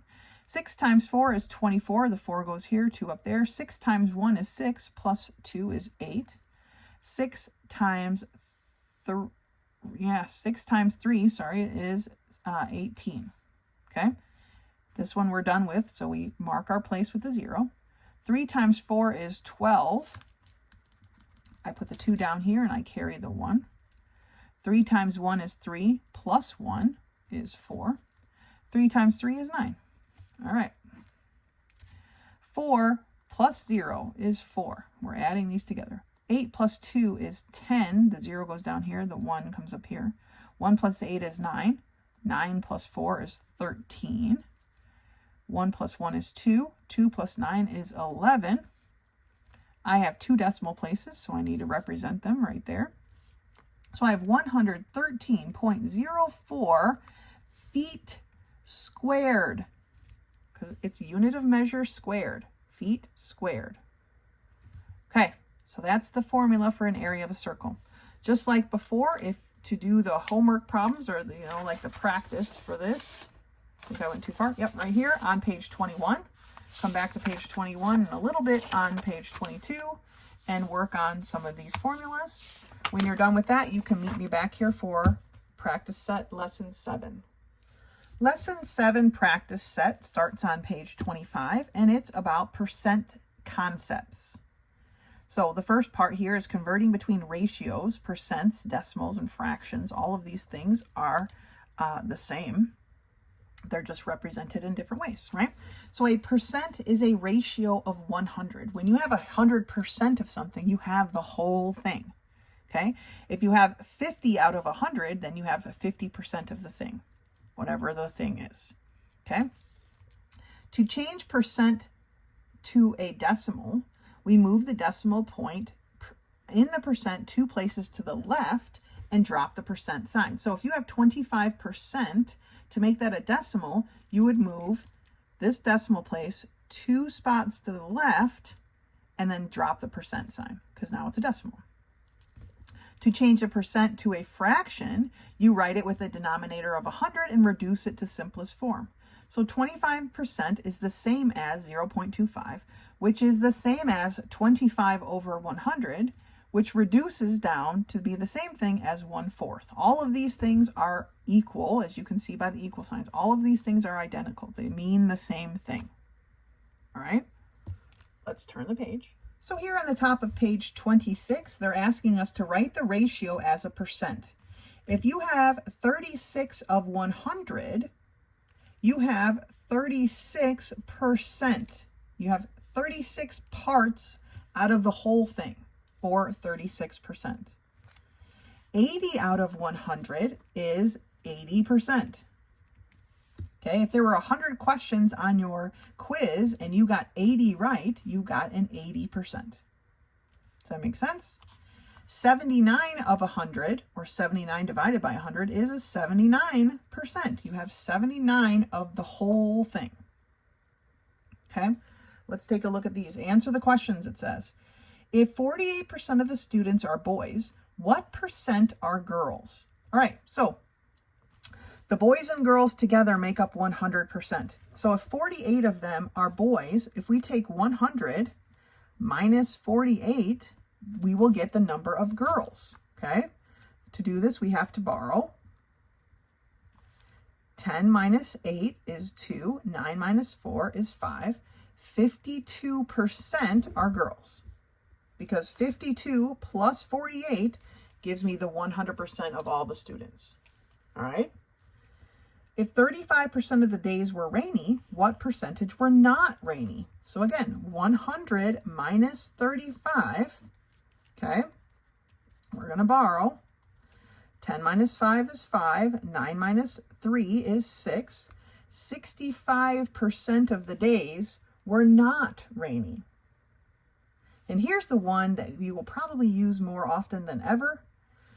If the discount is 15% of the price, what percent is left to pay? If you go to the store and it says, oh, these shoes are 15% off, you still have to pay a certain amount, and that's 100 minus the 15, okay? Again, we're borrowing, I should say. 10 minus 5 is 5. 9 minus 1 is 8. You are paying 85% of the price. If there is a 15% discount, you are paying 85% of the price. All right? That's the one, these discount is the one you'll probably use, percentage you'll use more than anything for the rest of your life. Okay? There's always a sale on something and you want to figure out how much do you actually pay? What is the 85% of the price? So the next instructions read, write the percent as a decimal, as a fraction over 100, and as a fraction in simplest form. Okay, remember, 70%, to make it into a decimal, we move the decimal place 2 points and we drop the percentage sign. So 0.70. 0.70, if you just read this, or 70%, remember, is 70 out of 100. This is 70 100ths, which is the same. That's how you would read that decimal. So they want it as a decimal, as a fraction, and then simplest form. Because these both end in a 0, we can cancel this out, and so its simplest form is 7/10. Okay? The next one, as a decimal, so we move our decimal 2 places, 0.48. As a fraction, we just put this 48 over 100. And then simplest form, we have to think a little bit about this one, right? Because we have to decide, well, what factor do they have in common? So 48 over 100, they have a factor of 4 in common, okay? How many 4s are in 48? Well, there are 12. How many 4s are in 100? There are 25. That is the lowest that we can factor this one. And so it's 12 25ths, or 12 25ths. Okay? All right, last part on this page, I should say. We got a little bit over here, and then that's that. Okay. Changing fractions to percents by dividing. Okay. To change a fraction to a percent, we divide the numerator by the denominator and round to a decimal answer. Okay, to change the decimal to a percent, we move the decimal point 2 places to the right. So before, when we change this percentage to a decimal, right, we move to the left. To go from a decimal to a percent, we move 2 points to the right. So let's take a look at these, right? 5/9. So I have 5 divided by 9. We have to go to the thousandths place, okay, so that we can round to the hundredths, round to the nearest hundredths, right? Oh, I just put that line right where I need to work. Okay, then write it as a percent. So there are 0 9s in 5. So how many 9s are in 50, right? There are 5 9s in 50, which is a 45. 50 minus 45 is 5. We're going to bring down a 0. Again, we have 50, right? And so again, it's a 5. And again, it's 45. We've got some repetition going on here, right? So we know this is a 5. Now we have to round this 5 based on this 5. Convert decimals, rounded to the nearest hundredth. So this is going to be 0.56 because we're rounding it. And now to write this as a percentage, we're going to move that decimal 2 spots, and it's going to be 56%. All right. Now what about 1/7? We have 1 divided by 7, again to the thousandth place. There are 0 7s in 1. So how many 7s are in 10? There's 1, right? And that's going to leave me with a 3. 10 minus 7 is 3. How many 7s are in 30? Well, there's 4 of those, because 7 times 4 is 28. 30 minus 28 is 2. We're going to bring down another 0. How many 7s are in 20? There are 2. 2 times 7 is 14. So there's 6 left. That's as far as we need to go because we need to round this 4 based on a 2, and it's not going to change anything. So the decimal approximation is 0.14. To change this to a percentage, we're going to bump this over to the right 2 spots, and it's 14%. Right? Now, 7/12. We have 7 divided by 12. Make sure I'm on screen here. We need to go to the thousandth place. There are 0 12s in 7. How many 12s are in 70? Well, there's going to be 5, because 5 times 2 is 10. 5 times 1 is 5, plus 1 is 60. So I think of 12s for me are kind of something I'm used to working with because there are 12 inches in a foot, right? And so 5 feet is 60 inches. Just something you get used to. 0 minus 0 is 0. 7 minus 6 is 1. So now, how many 12s are in 100? And again, because I'm used to working with feet, I know that there are 8. 8 times 2 is 16. 8 times 1 is 8, plus 1 is 9. There's 96 inches and 8 feet. That's just what I'm used to working with. So 12. 100 then, a minus 96 is 4. We've got one more 0 to bring down. And so how many 12s are in 40? Well, there are only 3. 3 times 12 is 36. All right. We are rounding our 8 based on a 3, and the 3 is not 5 or greater, so it's not going to change anything. So it's approximately 0.58. To move it to a percentage, we move our decimal 2 places to the right at 58%. Last one, we have 3/16, or 3 divided by 16, again to the thousandth place. There are 0 16s in 3, but how many 16s are in 30? Now, 2 16s is actually 32, so there's only 1 16 in 30. So let's borrow so we can do our subtraction. 10 minus 6 is 4. 2 minus 1 is 1. This 0 drops down. So now we are at how many 16s are in 140? 16 times 10 is equal to 160, right? And that is 20 larger than this. So we have to take away 2 of the 16s to get it to fit. And therefore, I'm going to say 8. 8 times 6 is 48. 8 times 1 is 8 plus 4 is 12. Okay, let's borrow so we can subtract. 10 minus 8 is 2. 3 minus 2 is 1. 1 minus 1 is 0. Let's bring down this 0. So now we have 120. We knew that 8 was going to be 128, so this has to be 7, has to be 1 less than that. I'm not even going to do the math because I know based on this calculation that that's correct.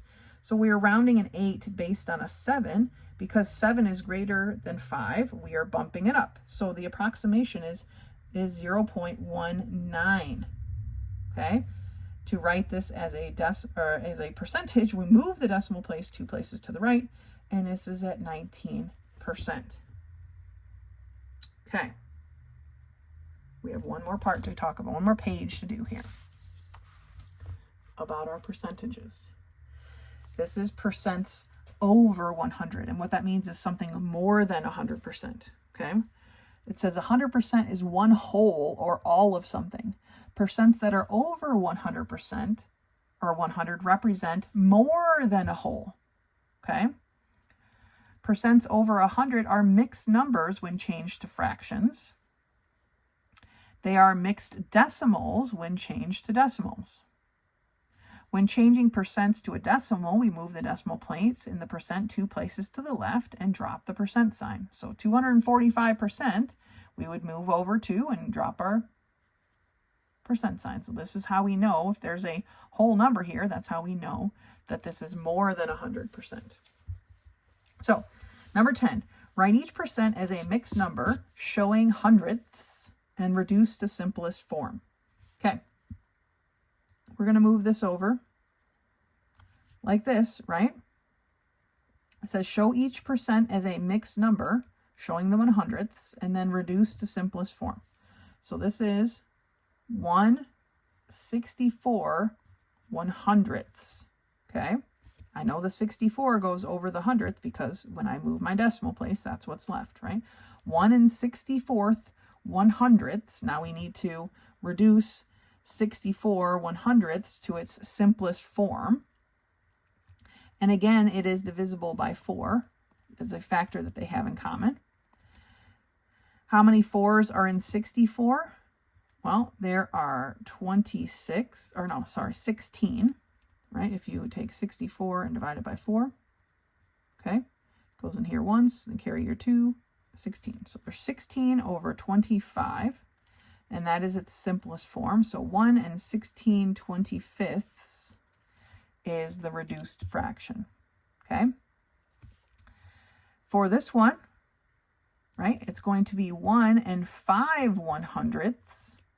Now, to reduce it, 5 and 100, the only factor they have in common is 5. So there's 1 5 and 5, and there are 25s in 100.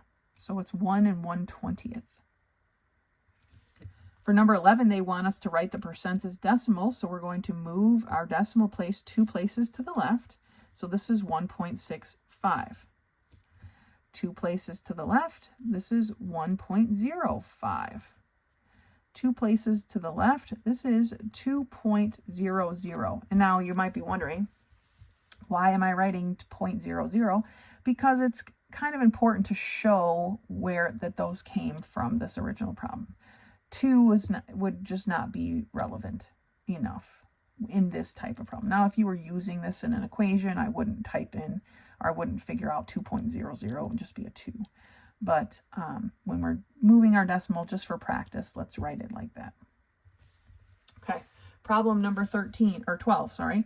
Write the decimal as a percentage. Okay, we are moving our decimal place 2 places to the right. Basically, we're taking 1.3 times 100. Here, we're taking 165 divided by 100. You can think of it that way too. But we're moving it 2 places. Now, there isn't anything here, so we need to add that 0. So it becomes 130%. We need to add that 0 right there, right? When we move this 2 places to the right, we get 181%. And we move this 2 places to the right and get 145%. Now, they want us to convert to decimals. round it to the nearest hundredth, and then write as a percentage. So decimal first, then the percentage. This is going to be 1 point something, and it's 5 divided by 16. Okay? To the nearest hundredth, which means we have to go to the thousandth place. There are 0 16s in 5, but how many 16s are in 50? There are 3 16s in 50, because 3 times 6 is 18. We carry the 1. 3 times 1 is 3, plus 1 is 4. 50 minus 48 is 2, and we drop down to 0. So how many 16s are in 20? There's only 1, right? And that leaves me with a 4, and this drops down. So now we have 40. 3 16s was 48, so I know that there is going to be only 2. I'm rounding my 1 based on my 2, so it is going to stay where it is. So my decimal is 1.31. Now, changing that as a percent, I'm going to move my decimal 2 spots to the right, and I have 131%. For problem 14, I have 2 7/9, so I know this is going to be 2 point something. And it's 7 divided by 9. We need to make this out to the thousandth place, put our decimal up. There are 0 9s in 7. So how many 9s are in 70? Well, 8 times 9 is 72, right? So this must be a 7. 7 times 9 is 63. 70 minus 63 is 7. Dropping down a 0 gets me back to 70. So again, we have a 7. And this is still a 63, and this is still a 7. Again, we're dropping down another 0. This is a repetitive thing. We're rounding our 7 based on a 7, so it's going to bump it up. So it becomes 2.78. To make that a percentage, we move our decimal 2 places to the right, so 278%. 3 5/14 tells me this is going to be 3 point something, right? And I have a 5 divided by 14, okay? I have to go to the thousandth. Here's my decimal. There's 0 14s in 5. How many 14s, though, are in 50?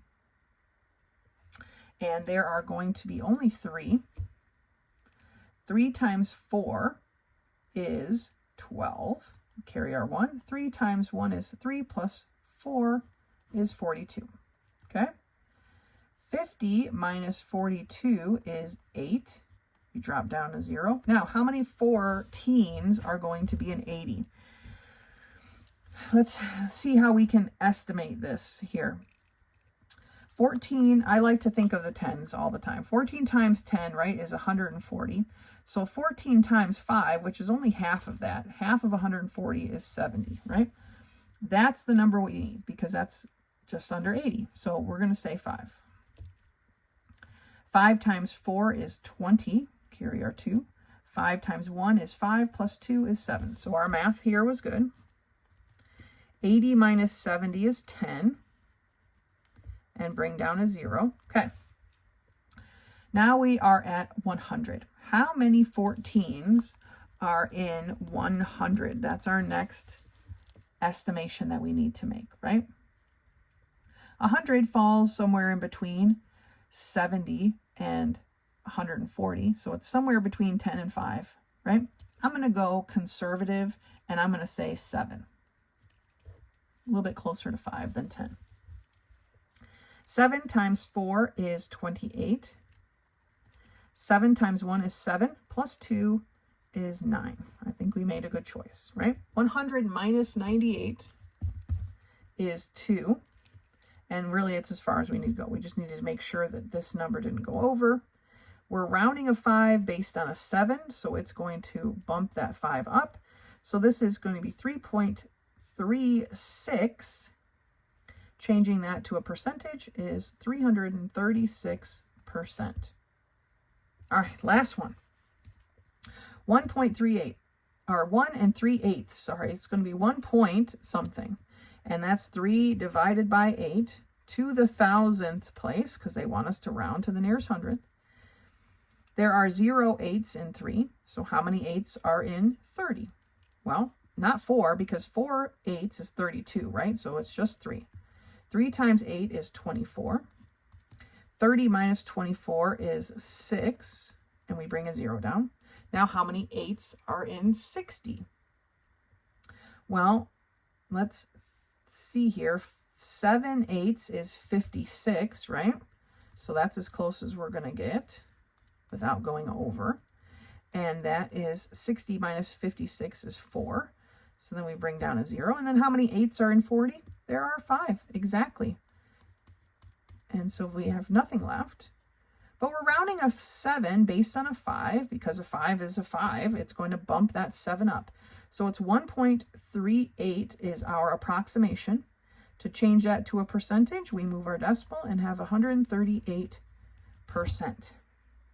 Phew, that's a lot to work on, okay?